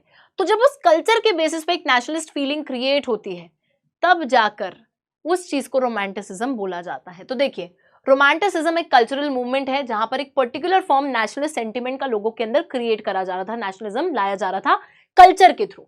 रोमांटिक आर्टिस्ट थे, पोइट्स थे, जो generally criticized the glorification of reason and science and focused instead on emotions, intuition and mystical feelings। तो बेसिकली ये जितने रोमांटिक आर्टिस्ट और पोइट्स हैं, ये क्रिटिसाइज करते थे, ये आलोचना करते थे रीजन और साइंस के ग्लोरिफिकेशन को। मतलब जब बाकी लोग कहते हैं ना कि हर चीज साइंटिफिक है, हर चीज रैशनल है, रीजन है उसमें, उस चीज की आलोचना करते हैं और बोलते हैं कि बहुत सी ऐसी चीजें जो साइंस से परे हैं। जैसे जो आपके अंदर वो जो जादुई फीलिंग्स होती है, जो इंट्यूशन होता है, इंट्यूशन को कोई एक्सप्लेन नहीं कर सकता कि मुझे लगता है ये चीज़ गलत है, या अंदर से ही लगता है ये चीज़ सही नहीं है, पॉजिटिव वाइब, नेगेटिव वाइब। तो ये जो इमोशंस हैं, इंट्यूशन है, जो मिस्टिकल फीलिंग्स हैं, जादुई चीज़ें, ये उन पर फोकस करते हैं। Their effort was to create a sense of shared collective heritage, a common cultural past as the basis of a nation. तो बेसिकली जितने भी रोमांटिक लोग हैं जो इस आइडियोलॉजी को फॉलो करते थे, वो यही मानते थे कि हमें ना एक तरीके से एक कलेक्टिव कल्चरल हेरिटेज को क्रिएट करना है, कि कल्चर के बेसिस पे, कल्चरल पास्ट के बेसिस पे, कलेक्टिव पास्ट के बेसिस पे लोगों के अंदर नेशनलिस्ट सेंटिमेंट को लेकर आना। एक ही चीज बच्चों बार बार लिखी है, आगे देखो। बहुत से रोमांटिक्स जैसे कि German philosopher Johann Gottfried Herder, ये जर्मनी के एक रोमांटिक है, ये क्लेम करते थे कि true German culture was to be discovered among the common people who are the दासवोक। तो जर्मनी के कॉमन लोगों को दासवोक बोला गया है कि इनके अंदर ना एक असली जर्मन कल्चर को एस्टैब्लिश करना है, उसके थ्रू नेशनलिस्ट फीलिंग लेकर आनी है। फोक सॉन्ग्स, फोक पोएट्री, फोक डांसेस, आपका लोक गीत, लोक नृत्य, लोक कविताएं, इन सब चीजों के थ्रू जो है पॉपुलराइज करा जाएगा नेशन का idea, true spirit of the nation of the volk geist, and the aim to carry the modern nationalist message to the large audiences who were mostly illiterate. साथ ही में बच्चों एक बहुत ही इफेक्टिव टूल था फोक डांसेस, फोक सॉन्ग्स वगैरह के through, कहानियों के थ्रू, कविताओं के थ्रू, कि जो लोग हैं जो अनपढ़ हैं, जो किताबें नहीं पढ़ सकते या जिनको इतना आइडिया नहीं है, उन तक नेशनलिस्ट मैसेज को पहुंचाना इन सब चीजों के थ्रू हो सकता है। Karol Kurpinski celebrated the national struggle through his operas and music. तो नेशनल स्ट्रगल को वो सेलिब्रेट करते हैं, संघर्ष को सेलिब्रेट करते हैं कैरोल कुरपिंस्की म्यूजिक के थ्रू, ओपेरा के थ्रू। फोक डांसेस जैसे पोलोनीज और मजूरका को वो नेशनलिस्ट सिंबल बना देते हैं, देश का सिंबल बना देते हैं, आज़ादी का सिंबल बना देते हैं डांसेस को। तो यहाँ भाई कल्चर जो है उसके थ्रू नेशनलिस्ट फीलिंग को लाने की कोशिश करी जा रही है। यहाँ पे आपको दो लोगों के नाम याद रखने हैं, जोहान गॉटफ्रीड हर्डर का और कैरोल कुरपिंस्की का। ठीक है बच्चों, चलिए आगे देखिए। अब एक और चीज यहाँ पर बताई जा रही है कि कैसे जो भाषा होती है, कैसे भाषा भी एक तरीके से नेशनलिस्ट सेंटिमेंट लोगों के अंदर क्रिएट कर सकती है, और कैसे आप लैंग्वेज का इस्तेमाल कर सकते हैं अपने विरोधी को रेजिस्ट करने के लिए। ठीक है, तो भाषा भी एक बहुत अहम रोल प्ले करती है। अगर ये क्वेश्चन पूछ लिया जाए कि how language has played a role in generating nationalist sentiments among the people, तो आप लोगों को ये पूरा जो है यहाँ पर एग्जाम्पल जो दे रखा है इसको लिखना है। तो देखो यहाँ पे रशिया और पोलैंड की बात करी गई है। रशियंस क्या करते हैं, पोलैंड पर कब्जा कर लेते हैं और उसके बाद वो सभी लोगों को मना करते हैं कि कोई भी पोलिश भाषा नहीं बोलेगा, सब लोग रशियन भाषा में ही बात करेंगे। तो अपनी भाषा सब पे थोप देते हैं, जिसके बाद बच्चों पोलैंड के अंदर लोग इनको झगड़ने की कोशिश करते हैं, लड़ने की कोशिश करते हैं, बट फेल हो जाते हैं हर अटेम्प्ट में। एंड फाइनली यहाँ पर people they started using their own language as a weapon of national resistance. अपनी खुद की भाषा को ही ये लोग एक हथियार की तरह इस्तेमाल करने लगते हैं रशियंस को रेजिस्ट करने के लिए।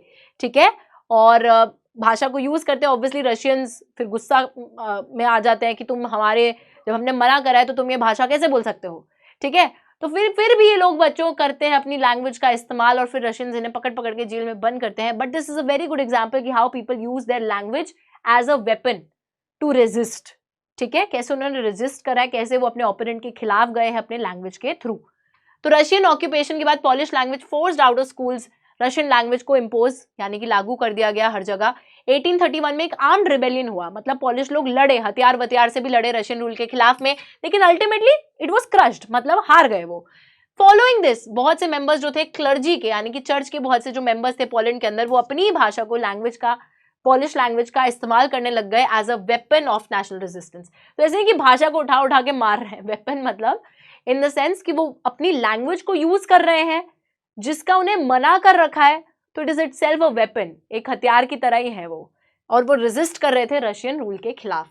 पॉलिश का इस्तेमाल करा जा रहा था चर्च की गैदरिंग्स के लिए, रिलीजियस इंस्ट्रक्शन को देने के लिए, and a large number of priest and bishops were put in the jail और sent to Siberia by the Russian authorities as punishment for their refusal to preach in Russian.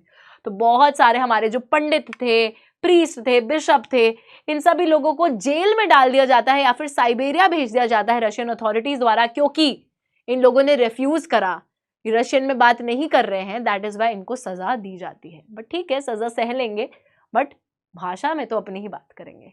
ठीक है जी। तो this is what role the language has also played in bringing about nationalist sentiments, या language ने कैसे एक weapon of national resistance की तरह एक्ट करा है। This is what you will have to write if a question comes like that. It's a very very important topic बच्चों। यहाँ पर मैं जहां जहां स्टार बना रही हूँ ऐसे मजे में नहीं बना रही हूँ, उसका एक पर्पस है। That means it is very very important for your board exams. Okay, now okay, बड़ी रैंडम बातें हो रही हैं। और अभी एक और रैंडम बात यहाँ पर हो रही है कि यूरोप में इस टाइम पर काफी भुखमारी चल रही थी, hunger, hardship and popular revolt. यार देखो, सोने पे ना सुहागा हो गया है यहाँ पे।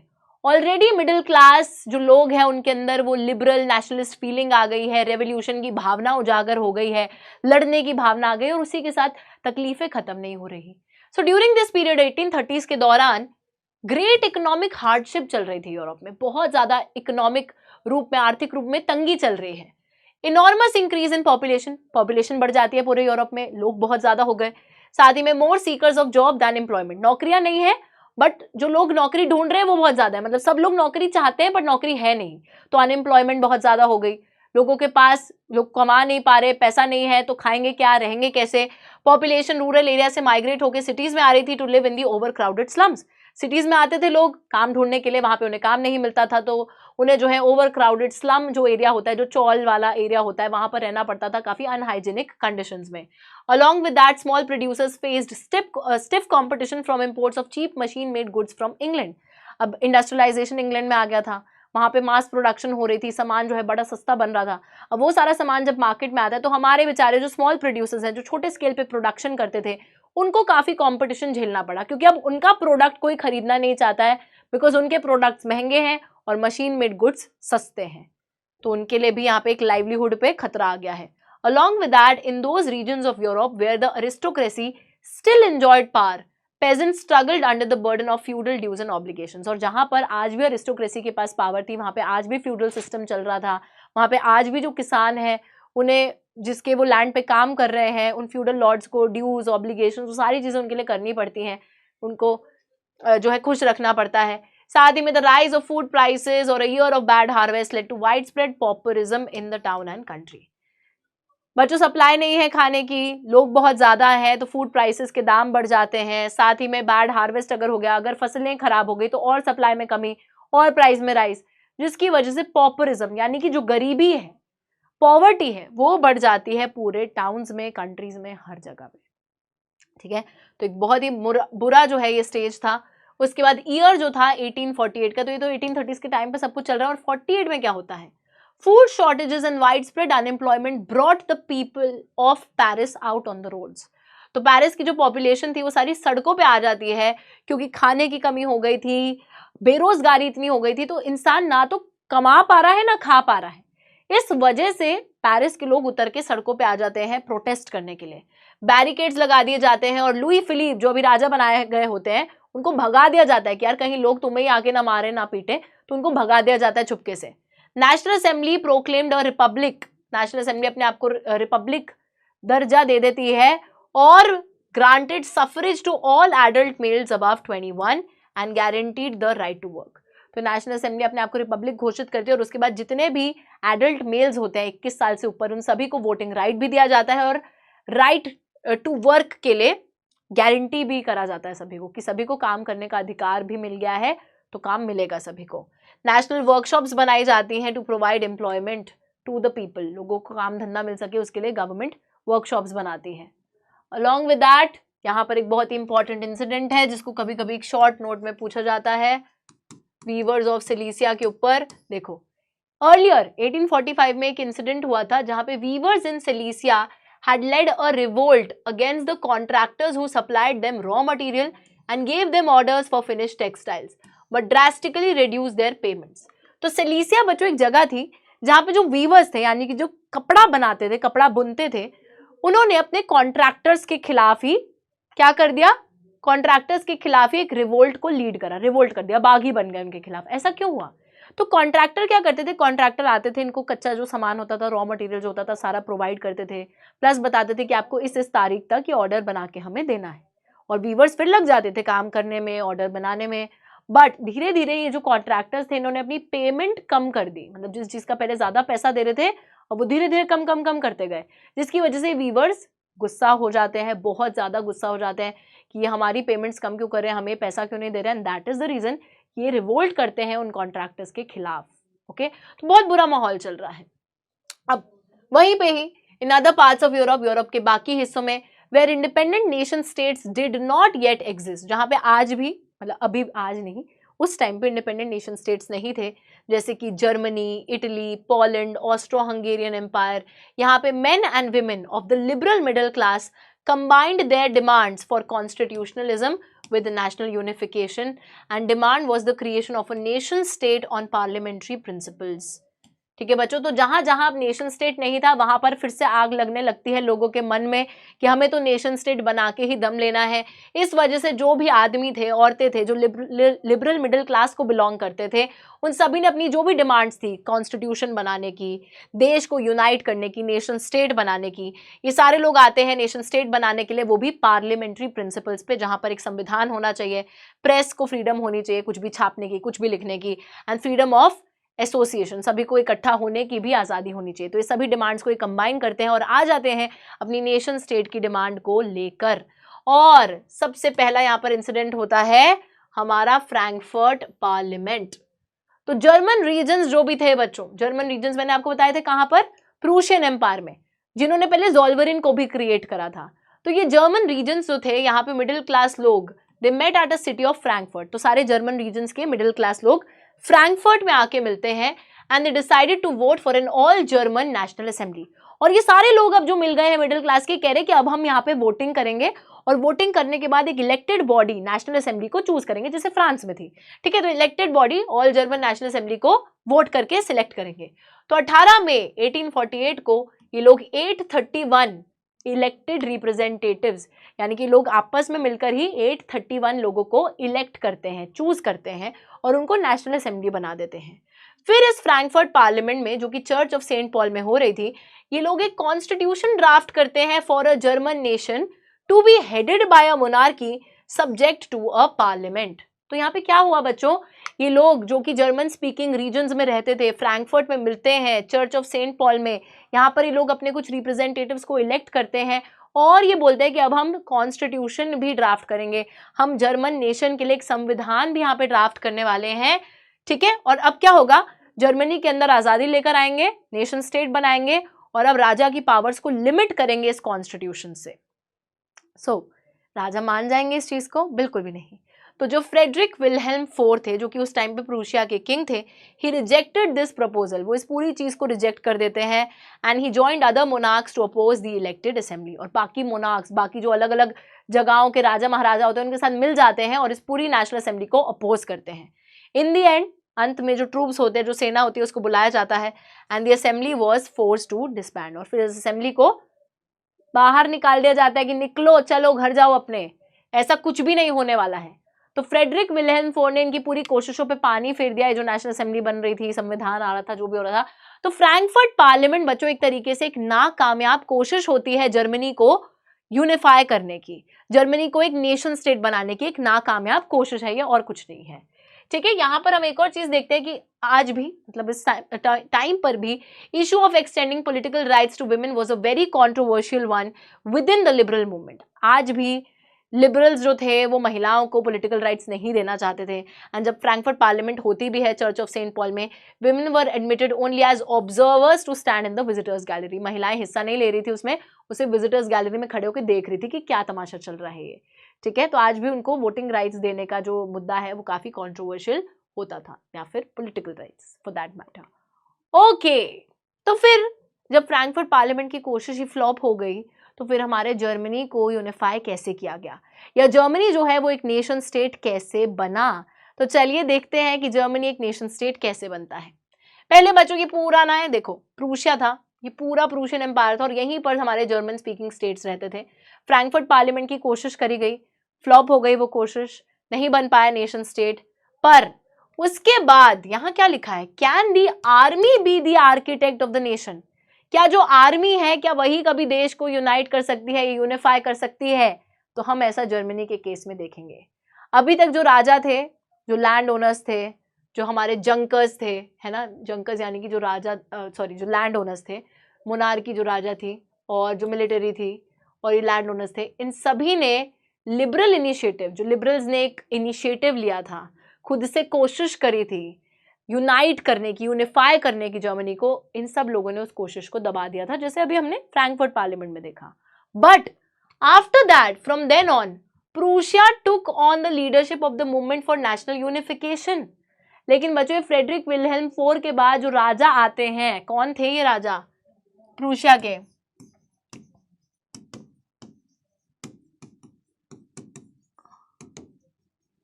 केसर विलियम I। इन राजा जी ने खुद ही जिम्मा ले लिया कि मैं ही यूनाइट करूंगा जर्मनी को। क्यों? लेकिन ऐसा उन्होंने क्यों किया होगा? क्योंकि राजा के अंदर एक लालच है। वो कह रहे हैं देखो लोग तो डिमांड कर ही रहे हैं और लोग तब तक चुप नहीं बैठेंगे जब तक उनकी मांगे पूरी नहीं होती, है ना। कल को अगर मैं I will be the bigger person और मैं ही यूनिफाई कर देता हूँ जर्मनी को, तो यार मुझे तो पूरे जर्मन नेशन का राजा बना दिया जाएगा ना। तो वाई नॉट डू दैट, अच्छे भी बन जाओ, राजा भी बन जाओ।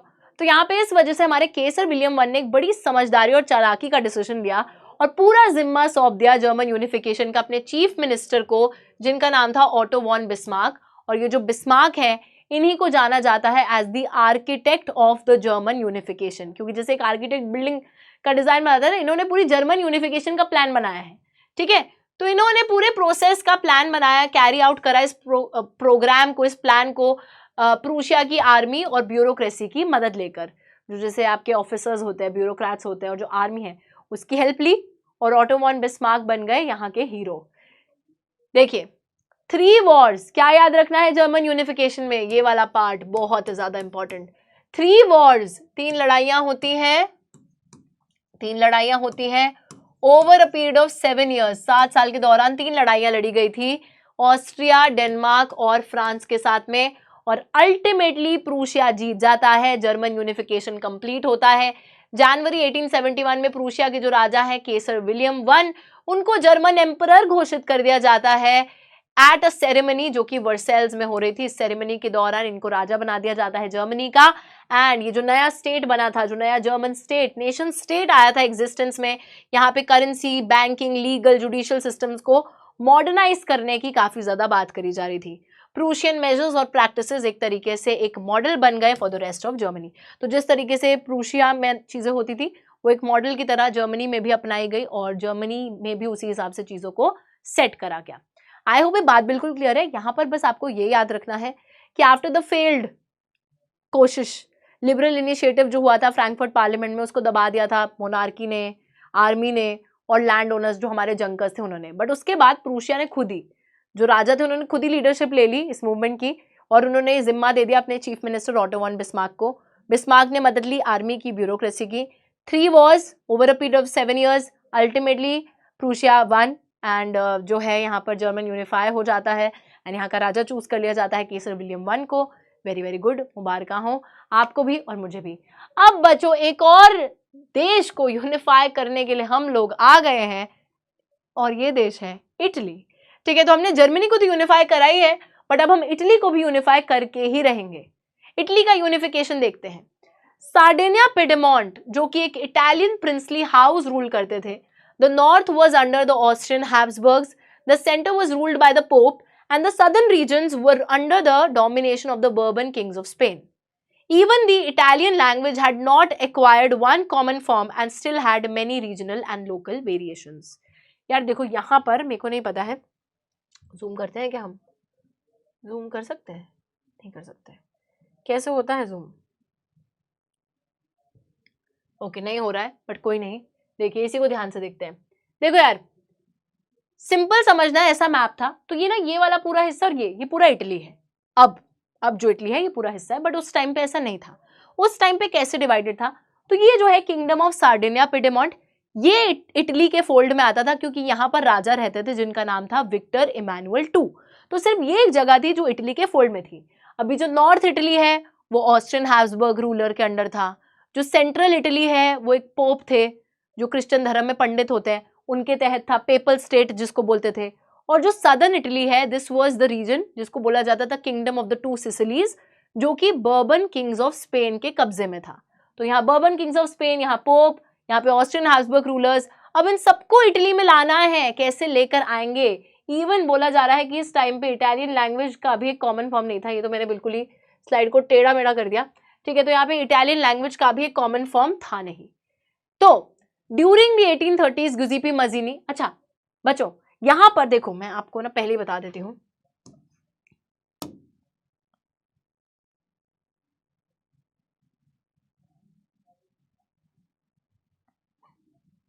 ओके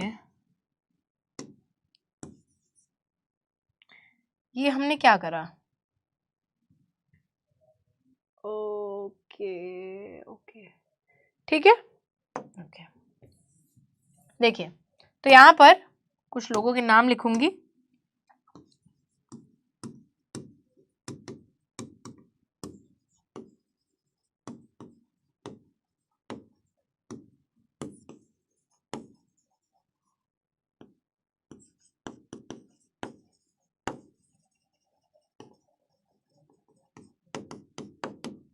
देखो 4 लोगों के नाम आपको इटालियन यूनिफिकेशन में याद रखने हैं। एक है गुजिपी मजीनी, एक है गुजिपी गैरिबोल्डी, एक है काउंट केवर जो कि चीफ मिनिस्टर है राजा के, और राजा खुद है विक्टर इमैनुअल II, ठीक है। ये 4 ही लोग हैं जिनके ऊपर पूरा इटालियन यूनिफिकेशन भरोसे है जिनके। अब देखो होता क्या है, मजीनी जी का रोल इतना है कि मजीनी जी ने कोशिशें बहुत करी लेकिन वो नाकाम हो गए। तो जो हमारे गुजिपी मजीनी थे 1830s के दौरान, इन्होंने एक कोहेरेंट प्रोग्राम बनाया, बहुत प्लानिंग प्लॉटिंग करी कि वो इटली को यूनाइट कैसे करने वाले हैं। उन्होंने एक सीक्रेट सोसाइटी भी बनाई, इनका फेवरेट काम ही है सीक्रेट सोसाइटी बनाना। तो यंग इटली की सीक्रेट सोसाइटी भी बनी इसी आइडिया के डिसेमिनेशन के लिए, इसको हकीकत में लाने के लिए, इटली को यूनाइट करने के लिए। बट 2 बारी बच्चों इन्होंने रेवोल्यूशन लाने की कोशिश करी, 1831 में और 1848 में, और दोनों ही बारी फेलियर का इनको सामना करना पड़ा। दोनों ही बारी इनकी कोशिशें नाकाम हो गई। And ultimately now the mental, मतलब जो पूरा दारोमदार है पूरे इटली को यूनाइट करने का, वो सार्डिनिया पिडेमोंट पे आ गया है उनके राजा विक्टर इमैनुअल II पर। और वही अब वॉर के थ्रू, सिर्फ लड़ाई के थ्रू इसको यूनाइट कर सकते हैं, नहीं तो कुछ नहीं हो सकता। अब होता क्या है देखो, सो चीफ मिनिस्टर केवल, अब जैसे केसर जी ने भी अपने जो चीफ मिनिस्टर थे बिस्मार्क, उनको जिम्मा दिया था, वैसे ही हमारे जो विक्टर इमैनुअल थे उन्होंने जिम्मा तो उठाया है, लेकिन उन्होंने भी जिम्मा सौंप दिया है अपने चीफ मिनिस्टर काउंट केवर को, who led the movement to unify the regions of Italy. He was neither a revolutionary nor a democrat. अब काउंट केवर ये रहे, ना तो ये क्रांति लाने में विश्वास रखते थे, ना ही ये लोकतंत्र में विश्वास रखते थे। ये बस ये मानते थे कि मेरे राजा मेरे को जो ऑर्डर दे रहे हैं मेरे को उसका पालन करना है, that's it. Like many other wealthy educated members of the Italian elite, he also spoke French much better than he did Italian. तो जैसे हमने देखा था ना कि जो अरिस्टोक्रेसी के लोग थे यूरोप के अंदर, वो फ्रेंच भाषा में बात करते थे डिप्लोमेसी पर्पसेस के लिए, एक दूसरे से इंटरैक्ट करने के लिए। सेम उसी तरीके से हमारे केवर भी इटालियन उतने बेहतर तरीके से नहीं बोल पाते थे, बल्कि फ्रेंच ज्यादा बेहतर तरीके से बोलते थे। साथ ही में इनके दोस्त भी थे फ्रेंच, तो उनके साथ एक अलायंस बनाते हैं, डिप्लोमेटिक अलायंस बनाते हैं, टैक्टफुल मतलब काफी ऐसे अपना दिमाग लगाकर, एंड फ्रांस के साथ अलायंस बनाते हैं और फिर निकल पड़ते हैं बच्चों ऑस्ट्रियन फोर्सेस को हराने के लिए 1859 में। They also succeeded. सार्डिनिया पिडेमोंट निकल पड़ता है जो ऑस्ट्रियन हैब्सबर्ग के तहत नदर्न इटली होता है, नदर्न इटली जो होता है वहां पर ये लोग उनको हराते हैं। किसको हराते हैं? नदर्न इटली के अंदर ऑस्ट्रियन फोर्सेस को, और नदर्न इटली को पूरा जो है ये इटली में शामिल करा देते हैं। अब वो जो है नदर्न इटली, ऑस्ट्रियन फोर्सेस को भगा दिया जाता है और वहां पे उस नदर्न इटली को इटली का हिस्सा बना दिया जाता है। तो केवर का कंट्रीब्यूशन यही है कि केवर ने फ्रेंच लोगों के साथ एक अलायंस बनाया, उनका सपोर्ट लिया और फिर ये निकल पड़े ऑस्ट्रियन फोर्सेस को हराने के लिए, और नदर्न इटली को इन्होंने इटालियन फोल्ड का हिस्सा बना दिया। इसके बाद अगर मैं बात करूं साउथ इटली के बारे में, साउथ इटली मैं ना आपको बताती हूँ, जिसको kingdom of the two Sicilies भी बोला जाता था, जो कि साउथ इटली थी। और ये जो साउथ इटली थी, this was under the Bourbon kings of Spain. ठीक है, बर्बन किंग्स ऑफ स्पेन के तहत था ये जगह। फ्रांस वाले नहीं है, ये अलग है। ठीक है, देखिए होता क्या है, large number of armed volunteers under the leadership of Giuseppe Garibaldi joined the fray. अब गुजिपी गैरिबोल्डी को जिम्मा मिलता है कि आपको साउथ इटली में जाकर उनके साथ भी वही करना है जो ऑस्ट्रियन फोर्सेस के साथ हुआ है, उनको भी हराना है, बर्बन किंग्स ऑफ स्पेन को। और बहुत सारे वॉलंटियर्स खुद से ज्वाइन करते हैं, आर्म्ड वॉलंटियर्स हथियार वथियार लेकर गैरिबोल्डी के साथ चल पड़ते हैं साउथ इटली में। 1860 में ये लोग साउथ इटली में जाते हैं, जो कि kingdom of the two Sicilies है, एंड वहां पर ये समर्थन जीत लेते हैं of the local peasants in order to drive out the Spanish rulers. Spanish rulers को भगाने के लिए जो साउथ इटली में लोकल किसान होते हैं वो भी इन्हें सपोर्ट करने लगते हैं, वो भी इनके साथ मिल जाते हैं। इन 1861 फाइनली बच्चों ये लोगों ने बर्बन किंग्स ऑफ स्पेन को भी हरा दिया, और 1861 में विक्टर इमानुअल टू जो थे उनको राजा बना दिया जाता है इटली का। इटली नेशन स्टेट पूरा बन गया है और वहां का राजा बना दिया है विक्टर इमानुअल टू को, उनकी इच्छा पूरी हो गई है। हाउएवर मच ऑफ दी, अच्छा ये बहुत ही इंटरेस्टिंग बात है, very funny also, much of the Italian population, among whom the rates of illiteracy were very high, remained blissfully unaware of the liberal nationalist ideology. The peasant masses who had supported Garibaldi in the southern Italy had never even heard of Italia and believed that La Talia was Victor Emmanuel's wife. तो ना Italy की population उस time पे इतनी पढ़ी लिखी थी नहीं, तो जब गैरिबोल्डी साउथ इटली में गए थे और बहुत सारे पेजेंट्स ने उनको सपोर्ट भी करा था, वो पेजेंट्स पढ़े लिखे नहीं थे और ना वो नारे लगा रहे हैं पूरे टाइम, ला तालिया ला तालिया ला तालिया। ला तालिया का मतलब होता है इटली, मतलब वो इटली को आज़ादी के लिए नारे लगा रहे थे, बट उन्हें पता ही नहीं था कि हम क्यों नारे लगा रहे हैं, किस लिए नारे लगा रहे हैं। उनको ये लगता था कि ला तालिया शायद विक्टर इमानुअल की वाइफ का नाम है और उनकी जो बीवी है वो बर्बन किंग्स ऑफ स्पेन के कब्जे में है, और शायद हम उनकी बीवी को छुड़ाने के लिए जा रहे हैं, इसलिए हम ये लड़ाई कर रहे हैं। तो दे वर नॉट इवन अवेयर कि चल क्या रहा है, हो क्या रहा है, बस वो लड़ते चले जा रहे थे। और वेरी फनी ऑल्सो। अब अच्छा यहाँ पर ना एक और डाउट आता है कि मैम ठीक है, साउथ इटली गैरिबोल्डी जी की वजह से आ गई, नॉर्थ इटली केवर जी की वजह से आ गई, तो हमारी जो सेंट्रल इटली थी जहाँ पे पोप थे उनका क्या हुआ?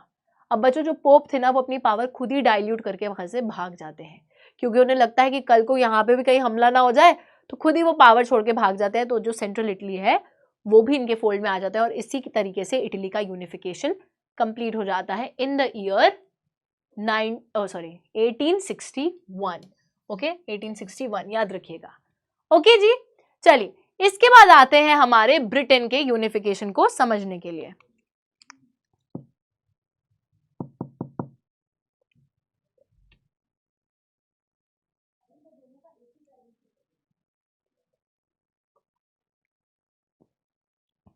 चलिए बच्चों अब बात कर लेते हैं हमारे ब्रिटेन की, स्ट्रेंज केस ऑफ ब्रिटेन। अब यहाँ पे ना नॉर्मल यूनिफिकेशन तो लिखा ही नहीं है, यहाँ पे लिखा है स्ट्रेंज केस, बहुत ही अटपटा सा मामला कुछ होने वाला है ब्रिटेन की यूनिफिकेशन में। ऐसा क्यों है? ऐसा इसलिए है बच्चों क्योंकि यहाँ पर कभी भी ऐसे नहीं हुआ कि रात में ही कुछ अपहीवल आ गया और कल को यूनिफाई हो गया, या लड़ाई लड़ ली तो यूनिफाई हो गया, नहीं ऐसा कुछ नहीं हुआ। तो ब्रिटेन का यूनिफिकेशन एक लॉन्ग ड्रॉन आउट प्रोसेस है, बहुत लंबे समय तक जो है धीरे धीरे चेंजेस आए और फिर ब्रिटेन यूनिफाई हो गया। बट उससे पहले समझो ब्रिटेन क्या है, यूनाइटेड किंगडम क्या है, ब्रिटिश आइल्स क्या है, वो सारी चीजें भी समझनी जरूरी है। तो देखिए ये पूरा ना हमारा ब्रिटिश आइल्स है। जब हम बात करते हैं जैसे ये आयरलैंड के बारे में, स्कॉटलैंड, इंग्लैंड, वेल्स, तो ये सारे ब्रिटिश आइल्स हैं, सारी आइलैंड्स हैं। जब हम बात करते हैं United Kingdom of Great Britain या फिर ग्रेट ब्रिटेन, तो ग्रेट ब्रिटेन होता है स्कॉटलैंड, इंग्लैंड और वेल्स। पर जब हम बात करते हैं सिर्फ यूनाइटेड किंगडम की, द यूके के अंदर इन तीनों के साथ नदर्न आयरलैंड भी जुड़ जाता है। तो ये सारे क्या है? ब्रिटिश आइल्स, ये तीनों है ग्रेट ब्रिटेन, और ग्रेट ब्रिटेन के साथ जब नदर्न आयरलैंड जुड़े तो वो है यूनाइटेड किंगडम। हम यहाँ पे बेसिकली यूनाइटेड किंगडम की बात करने वाले हैं। Let's talk about it. तो देखो ब्रिटिश आइल्स जो थी ये एथनिक आइडेंटिटीज थे। तो ब्रिटिश आइल्स के अंदर, ये सारे आइलैंड्स के अंदर अलग अलग एथनिसिटी के लोग रहते थे जिनके कल्चर्स बिल्कुल अलग अलग थे। अलग अलग एथनिसिटीज कौन सी थी? कुछ इंग्लिश थे, इंग्लैंड में जो रहते हैं, कुछ वेल्श हैं, वेल्स में रह रहे हैं, स्कॉटिश या स्कॉट जो लोग हैं वो स्कॉटलैंड में, आयरिश लोग आयरलैंड में, तो अलग अलग कल्चर के लोग यहाँ पे रहते थे, एथनिसिटी के। होता क्या है, सबसे पहले चीज चालू होती है इंग्लैंड के अंदर। इंग्लैंड के अंदर क्या होता है, English parliament which had seized power from the monarchy in 1688 at the end of a protracted conflict was the instrument through which a nation state with England as its center came to be forged। तो English parliament जो थी, यहाँ पर जो parliament थी, elected body थी बच्चों, उस पार्लियामेंट ने पावर छीन ली मोनार्की से इंग्लैंड के अंदर 1688 में, ठीक है, कॉन्फ्लिक्ट के बाद। एंड इसके बाद इंग्लैंड सेंटर बन गया एक नेशन स्टेट का। तो अब नेशन स्टेट बनेगा, बट क्योंकि सबसे पावरफुल इंग्लैंड है तो इंग्लैंड के पास ज्यादा पावर रहेगी। तो एक्ट ऑफ यूनियन साइन करा जाता है 1707 में इंग्लैंड और स्कॉटलैंड के बीच में। इंग्लैंड के साथ वेल्स ऑलरेडी होता है, और इंग्लैंड और स्कॉटलैंड के बीच में एक्ट ऑफ यूनियन साइन करा जाता है, जिसके बाद फॉर्मेशन होता है United Kingdom of Great Britain का। It meant in effect that England was able to impose its influence on Scotland. तो इनके बीच में एक्ट ऑफ यूनियन साइन हुआ, बट क्योंकि ज्यादा पावरफुल इंग्लैंड है तो इंग्लैंड कहीं ना कहीं अपनी वो डोमिनेंस स्कॉटलैंड के लोगों पर दिखाएगा। जहां पे करते क्या है, ब्रिटिश पार्लियामेंट में इंग्लिश मेंबर्स डोमिनेट कर रहे थे। ये जो पूरा ग्रेट ब्रिटेन आपने बना दिया, उसमें जो पार्लियामेंट है वहां पर आज भी इंग्लिश मेंबर्स जो है, इंग्लैंड के जो लोग हैं वो डोमिनेट कर रहे हैं, उनका प्रभुत्व है, ठीक है, उसी के साथ जलवा है उनका। उसी के बाद हम देखते हैं ब्रिटिश आइडेंटिटी की ग्रोथ का मतलब था स्कॉटलैंड का जो अलग सा कल्चर था, जो एथनिसिटी थी, पॉलिटिकल इंस्टीट्यूशंस थे, उनको सप्रेस करा जाना, और इंग्लिश कल्चर का ग्रोथ। तो ब्रिटिश ग्रोथ, ग्रेट ब्रिटेन में तो सभी हैं, लेकिन अगर उस ब्रिटिश ग्रोथ की बात हो रही है तो सिर्फ इंग्लिश आइडेंटिटी ग्रो करेगी, और स्कॉटलैंड की जो अलग सी आइडेंटिटी थी उसको सप्रेस किया जा रहा था कहीं ना कहीं। Catholic clans that inhabited the Scottish highlands suffered terrible repression whenever they attempted to assert their independence। बच्चों यहाँ पर ना एक बहुत बड़ा डिवीजन था हमारे कैथोलिक्स और प्रोटेस्टेंट्स के बीच में। किसके बीच में? कैथोलिक्स और प्रोटेस्टेंट्स। कैथोलिक्स और प्रोटेस्टेंट्स होते कौन है, पहले तो मैं आपको ये बता देती हूँ। तो क्रिश्चियन रिलीजन के अंदर ही, क्रिश्चियन धर्म में ही दो अलग अलग सेक्ट हैं, ठीक है, दो अलग ग्रुप्स हैं। एक ग्रुप है कैथोलिक्स, एक ग्रुप है प्रोटेस्टेंट्स। अब बेसिकली इंग्लैंड के अंदर प्रोटेस्टेंट्स ऑल्दो नंबर में कम थे, लेकिन प्रोटेस्टेंट्स ज्यादा पैसे वाले और ज्यादा पावर वाले लोग थे, जिस वजह से ये प्रोटेस्टेंट्स कहीं ना कहीं कैथोलिक्स को सप्रेस करने की कोशिश करते थे। ऊपर से स्कॉटलैंड, जिसका ये कल्चर बिल्कुल ही खत्म करना चाहते हैं, तो वहां पर भी जो कैथोलिक्स रह रहे थे कहीं ना कहीं उनको सबसे ज्यादा रिप्रेशन झेलना पड़ रहा था, ठीक है। तो यहाँ पे वही बात हो रही है कि कैथोलिक्स जो कि स्कॉटिश हाईलैंड्स में रहते थे उनको बहुत दबाया जा रहा था, रिप्रेस करा जा रहा था, जब भी वो लोग अपनी आज़ादी एजर्ट करने की कोशिश करते थे, आज़ाद होने की कोशिश करते थे ब्रिटेन से। Scottish highlanders forbidden to speak their Gaelic language, जो उनकी खुद की भाषा थी गेलिक भाषा, वो उनको बोलने नहीं दी जाती थी, या फिर उनकी जो नेशनल ड्रेस थी वो उनको पहनने नहीं दी जाती थी। Large number were forcibly driven out of their homeland, और बहुत से लोगों को उनके घर बार से ही निकाल दिया गया। तो बहुत बुरा यहाँ पर करा गया। ग्रेट ब्रिटेन तो बना लिया, बट कहीं ना कहीं इंग्लैंड के जो लोग हैं उन्होंने अपनी डोमिनेंस को छोड़ा नहीं और इनकी आइडेंटिटी को सप्रेस करने की कोशिश करी, स्पेशली कैथोलिक्स को सप्रेस करने की कोशिश करी। नेशनल ड्रेस नहीं पहनने दे रहे, भाषा जो उनकी है वो नहीं बोलने दे रहे, उनके घर से उनको निकाल रहे हैं, तो ये सब चीजें हो रही हैं। आयरलैंड की भी अगर हम बात करें यहाँ पे, वहां पर भी एक डीप डिविजन था प्रोटेस्टेंट्स और कैथोलिक्स के बीच में, जिसका इंग्लैंड के लोग फायदा उठाते हैं। तो इंग्लिश लोग जो हैं आयरलैंड के प्रोटेस्टेंट्स की मदद करते हैं। तो आयरलैंड में रहते वाले जितने भी प्रोटेस्टेंट्स थे ये उनकी मदद करते हैं to establish their dominance over a largely Catholic country. Catholic revolts against British dominance were also suppressed. तो बच्चों ये देखो कर क्या रहे हैं, आयरलैंड के अंदर भी जो प्रोटेस्टेंट्स हैं, यहाँ पे जो प्रोटेस्टेंट्स हैं ये उनकी मदद कर रहे हैं, ये उनको हेल्प कर रहे हैं और बोल रहे हैं कि आप लोग चाहे आयरलैंड में ज्यादा कैथोलिक्स ही रहते क्यों ना हो, लेकिन स्टिल आप लोगों के पास हमारा सपोर्ट है, आप लोग इस कंट्री पे अपना डोमिनेंस एस्टैब्लिश करो। और जो भी कैथोलिक रिवोल्ट्स होती थी उनको भी दबा दिया जाता था इंग्लैंड द्वारा, इंग्लैंड नहीं जो अब ब्रिटेन बन गया था उसके द्वारा। अब देखो होता क्या है, after a failed revolt which was led by Wolfe Tone and his United Irishman in 1798, तो वुल्फटोन थे और उनके साथ कुछ आयरिशमैन थे, वो लड़ते भी हैं, इनके डोमिनेंस के खिलाफ में कि नहीं आप ये नहीं कर सकते, यहाँ पे नहीं कब्जा कर सकते, बट वो फेलियर हो जाती है। वो रिवोल्ट भी जो बागी बनने की कोशिश भी करते हैं, it resulted in a failure and after that Ireland was forcibly incorporated into the United kingdom. Ireland को भी जबरदस्ती हिस्सा बना दिया जाता है यूनाइटेड किंगडम का इन 1801। तो अब यूनाइटेड किंगडम का फॉर्मेशन हो गया है। पहले ग्रेट ब्रिटेन था ना, अभी यूनाइटेड किंगडम बन गया है, ठीक है, जहां पे नदर्न आयरलैंड, पूरा आयरलैंड नहीं, सिर्फ नदर्न आयरलैंड इनके फोल्ड में आ गया है, ठीक है बच्चों।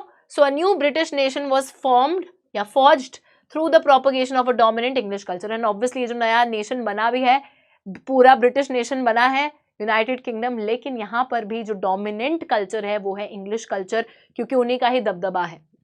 Symbols of the new Britain, नए ब्रिटेन के सिंबल्स क्या थे? ब्रिटिश फ्लैग जो कि यूनियन जैक है, जो सभी के अलग अलग फ्लैग से मिलके बना था, स्कॉटलैंड वेल्स वगैरह के फ्लैग से मिलके इसको बनाया गया था। तो दैट इज वाई इसमें इतनी स्ट्रिप्स लगी हुई हैं। ऊपर से इनका national anthem God save our noble king, English language, इन सभी चीज़ों को यहाँ पर प्रमोट किया जा रहा था in the new nation which was the United kingdom. एक बारी मैं आपको फिर से इसका जो समरी है वो बता देती हूँ। तो यहाँ पर बात हो रही है बच्चों हमारे ब्रिटिश नेशन के फॉर्मेशन की, जो कि एक लॉन्ग ड्रॉन आउट प्रोसेस था। ऐसे एकदम से कुछ झटके से कुछ नहीं हुआ था। यहाँ पर सबसे पहले हम देखते हैं कि इंग्लैंड के अंदर इंग्लिश पार्लियामेंट ने पावर हथियाई मोनार्की से, और उसके बाद उन्होंने एक ब्रिटिश नेशन बनाया जहाँ पे इंग्लैंड जो था सबसे सुपीरियर और पावरफुल था। वो अपने ही लोगों को प्रमोट करते थे, ब्रिटिश पार्लियामेंट में भी उनका दबदबा था, और स्कॉटलैंड के लोगों को कहीं ना कहीं वो सप्रेस कर रहे थे, स्पेशली कैथलिक्स को। उसके बाद हम देखते हैं कि ये लोग अपना सपोर्ट प्रोटेस्टेंट्स को देते हैं who were living in Ireland, और उनको बोलते हैं कि आप भी अपना डोमिनेशन आयरलैंड में इस्टेब्लिश करो। कैथलिक्स प्रोटेस्ट करते हैं, इनके खिलाफ जाते हैं, लड़ने की कोशिश भी करते हैं, बट अल्टीमेटली हर चीज़ को क्रश कर दिया जाता है और नदर्न आयरलैंड को भी फोर्सिबली पार्ट बना लिया जाता है ऑफ द यूनाइटेड किंगडम। इसके बाद एक ब्रिटिश नेशन बन के आता है, और इस ब्रिटिश नेशन के अंदर सारी जो इंग्लिश चीज़ें थी उनको प्रमोट करा जा रहा था। ठीक है जी, आई होप ये बात बिल्कुल क्लियर है। अब जरा बच्चों यहाँ पे बात करते हैं हम लोग हमारी एलिगरी की। ठीक है, एलिगरी होती क्या है? तो पहले मैं आपको ये बताती हूँ, फिर हम देखेंगे। जब मैं एलिगरी की बात करती हूँ तो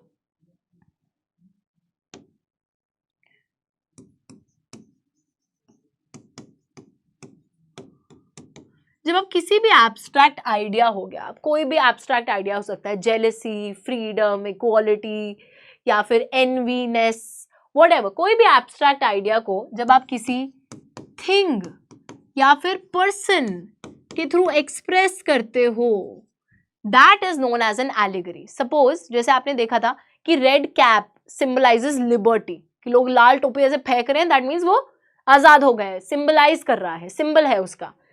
तो क्या है यहाँ पर? एलिगरी हो गई ना, वो टोपी लिबर्टी की एलिगरी हो गई कि आप लिबर्टी के एक आइडियल को, एक आइडिया को एक चीज के थ्रू एक्सप्रेस कर रहे हो।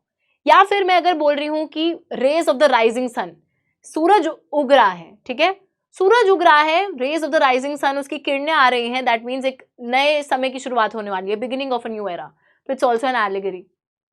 साथ ही में मैं बोल रही हूँ कि एक फीमेल फिगर जैसे स्टैचू ऑफ लिबर्टी है, तो आपने उस फीमेल फिगर के थ्रू क्या लिबर्टी के आइडिया को एक्सप्रेस करा है, that is also an allegory. तो जब किसी भी चीज के थ्रू या फिर एक इंसान की मूर्त के थ्रू आप किसी आइडिया को एक्सप्रेस करते हो, दैट इज एन एलिगरी। इस टाइम के दौरान बच्चों फीमेल फिगर्स का बहुत इस्तेमाल करा जाता था, एलिगरीज बना दी जाती थी। और एलिगरी किस चीज की? नेशन की। आइडिया था नेशन, नेशन को व्यक्त करने के लिए फीमेल फिगर का सहारा लिया जाता था, और वो फीमेल फिगर क्या सिंबलाइज करती थी? वो फीमेल फिगर उस देश को सिंबलाइज करती थी। जैसे इंडिया की एलिगरी हो जाएंगी भारत माता, भारत माता सिंबलाइजेस इंडिया। सिमिलरली उसी तरीके से इस टाइम पे फीमेल फिगर्स को देशों की एलिगरी बनाया जा रहा था, नेशन के आइडिया को एक्सप्रेस करा जा रहा था। Nations portrayed as female figures became allegory of the nation. Female figure को ही क्यों? क्योंकि फीमेल फिगर के साथ वो ममता का भाव जो है वो जुड़ा होता है, इस वजह से फीमेल फिगर को लिया जाता था। फ्रांस में दिस वाज क्रिस्टियन मरेन, जो कि एक बहुत पॉपुलर क्रिश्चियन नाम था। इनकी कैरेक्टरिस्टिक्स जो है लिबर्टी से, रिपब्लिक से उठाई गई थी, जैसे कि रेड कैप है, ट्राई कलर है। तो ट्राई कलर इनका जो झंडा था फ्रांस का, वो कॉकेड, कॉकेड क्या होता है? ये वाला जो बैच होता है, तो ये वाला बैच इनको पहना दिया जाता था, लगा दिया जाता था। रेड कैप लिबर्टी सिंबलाइज करता था। ट्राई कलर इनके वो भी एक आज़ादी का ही सिंबल था, इनका जो झंडा था। स्टैचूज जो थे मरेन के, they were erected in public squares to remind the public of the national symbol of unity and to persuade them to identify with it. Marianne images were marked on coins and stamps, coins पे stamps पे उनकी images को mark करा गया, statue उनके बड़े बड़े publicly लगा दिए गए ताकि जैसे ही लोग उनकी इमेज को देखें, कहीं पर भी उनके स्टैचू को देखें तो उनके अंदर वो देश प्रेम की भावना आनी चाहिए, देश की उन्हें याद आनी चाहिए उस टाइम उस स्टैचू को देखकर। साथ ही में बच्चों जर्मेनिया को बना दिया गया जर्मन नेशन का एलिगरी। तो विजुअली जब आप उन्हें पिक्चर्स वगैरह में देखेंगे तो असली में कोई औरतें नहीं है, ये सिर्फ एक क्रिएट करी गई हैं ऐसे ही वर्चुअली, ताकि आप उनके साथ एसोसिएट कर सको नेशन को। तो इनको जो है एक ताज पहनाया जाता है ओक लीव्स का। ओक लीव्स का ताज क्यों पहनाया जाता है? As the German oak symbolises heroism.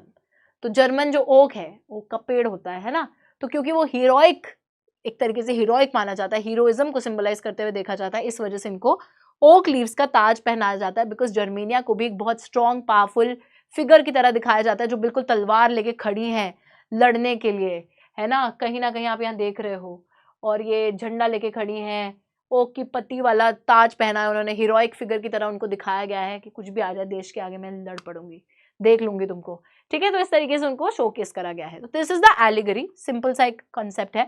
और फिर बच्चों लास्ट यहाँ पर जो चीज आती है इस चैप्टर के अंदर, that is nationalism and imperialism. Okay, nationalism और इंपीरियलिज्म दो बिल्कुल ऑपोजिट चीजें हैं। नेशनलिज्म का मतलब होता है जब आप ये मानते हो कि आपका देश बहुत प्यारा है, बहुत अच्छा है। तो जब तक मैं ये बोलती हूँ, इंडिया के लिए चेयर करती हूँ, कोई क्रिकेट का मैच होता है, कुछ होता है, और मेरे हिसाब से India is my favourite country because I am a part of India. So obviously India को मैं सपोर्ट करती हूँ, प्यार करती हूँ, हर चीज़ है। बट वहीं पर बच्चों अगर मैं कल को ये मानने लग जाऊं कि सिर्फ मेरा देश अच्छा है, मेरा देश अच्छा है, वहां तक नेशनलिज्म है, लेकिन ये बोलना कि सिर्फ मेरा देश अच्छा है, तुम सबके देश बेकार है, मेरा देश तुम्हारे देश पे डोमिनेंस एस्टैब्लिश कर सकता है, that is what imperialism means. Imperialism होता है जब आपका देश एक तरीके से आप इतना सुपीरियर मानने लग जाओ कि आप ये समझो कि मैं कहीं पर भी कब्जा कर सकते हूँ और मैं उनसे ज्यादा सुपीरियर हूँ, उनसे ज्यादा पावरफुल हूँ, दैट इज इंपीरियलिज्म। तो एक ऐसा समय था यूरोप के अंदर जहां पर नेशनलिज्म की फीलिंग तो आ ही रही थी, उसी के साथ बहुत से देश जो ऑलरेडी इंडिपेंडेंट हो गए थे वो अपने आप को प्रूव करना चाहते थे कि we are best, we are better than you and we are the best. और उस चक्कर में उनके अंदर आ गई थी इंपीरियलिज्म की feeling.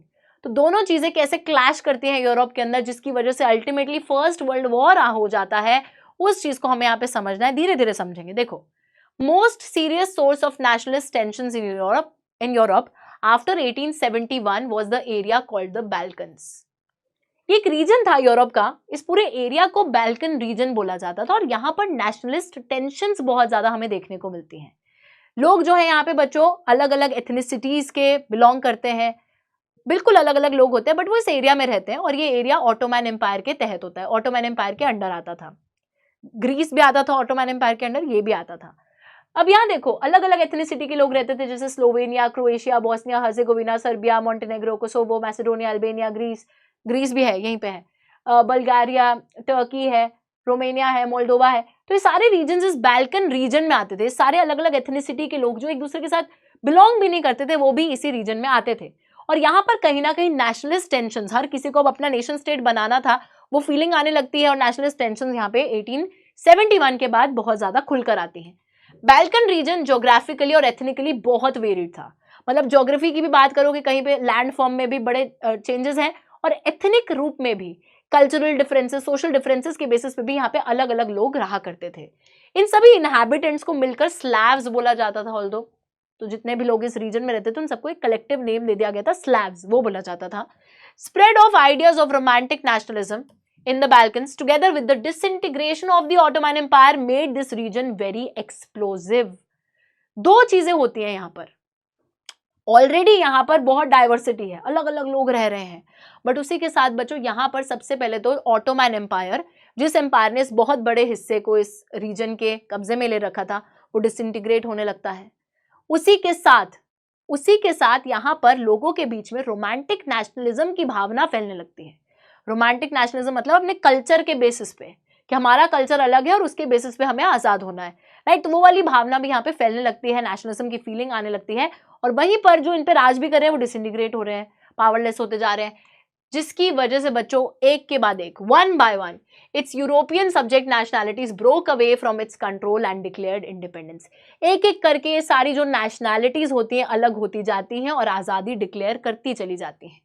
rebellious nationalities in the Balkans thought of their struggle as attempts to win back their long lost independence. तो ये लोग ना एक तरीके से क्या बोलते हैं, जो सारी नेशनैलिटीज थी, जो अलग अलग नेशनैलिटी के लोग यहाँ पे रह रहे थे, वो यही बोलते हैं कि एक समय ऐसा था कि हम भी आज़ाद हुआ करते थे, बट फिर ये फॉरेन पावर्स आई, इन्होंने हम पे कब्जा कर लिया, बट अब हम स्ट्रगल इसलिए कर रहे हैं ताकि वो जो हमारी खोई हुई आज़ादी है, जो एक समय पे थी, हमें उसे वापस हासिल करना है. That is why we are struggling.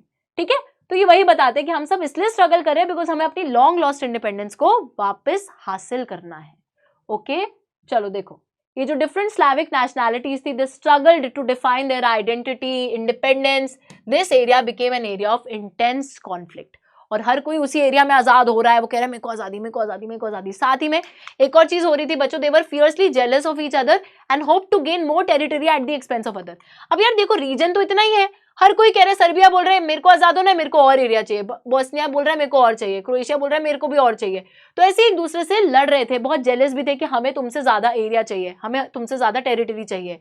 So during this period, अब यहाँ पर तो देखो, यहाँ पे इंटरनली एक नेशनलिज्म की भावना आ गई है, सबको आजाद होना है, सब एक दूसरे से जेलस है, सबको ज्यादा टेरिटरी गेन करनी है, ठीक है, नेशन स्टेट बनाना है. उसी के साथ साथ बच्चों, during this period there was intense rivalry among the European powers over trade and colonies as well as naval and military might. तो जो कंट्रीज ऑलरेडी आजाद हो चुकी थी, जो बड़ी पावर्स बन चुकी थी इस टाइम पे, अब उनके बीच में एक अलग लड़ाई चालू हो गई थी इस समय पे. हर कोई ये प्रूव करना चाहता था कि नेवी के मामले में, मिलिट्री के मामले में हम तुमसे ज्यादा सुपीरियर हैं, हम तुमसे ज्यादा पावरफुल हैं.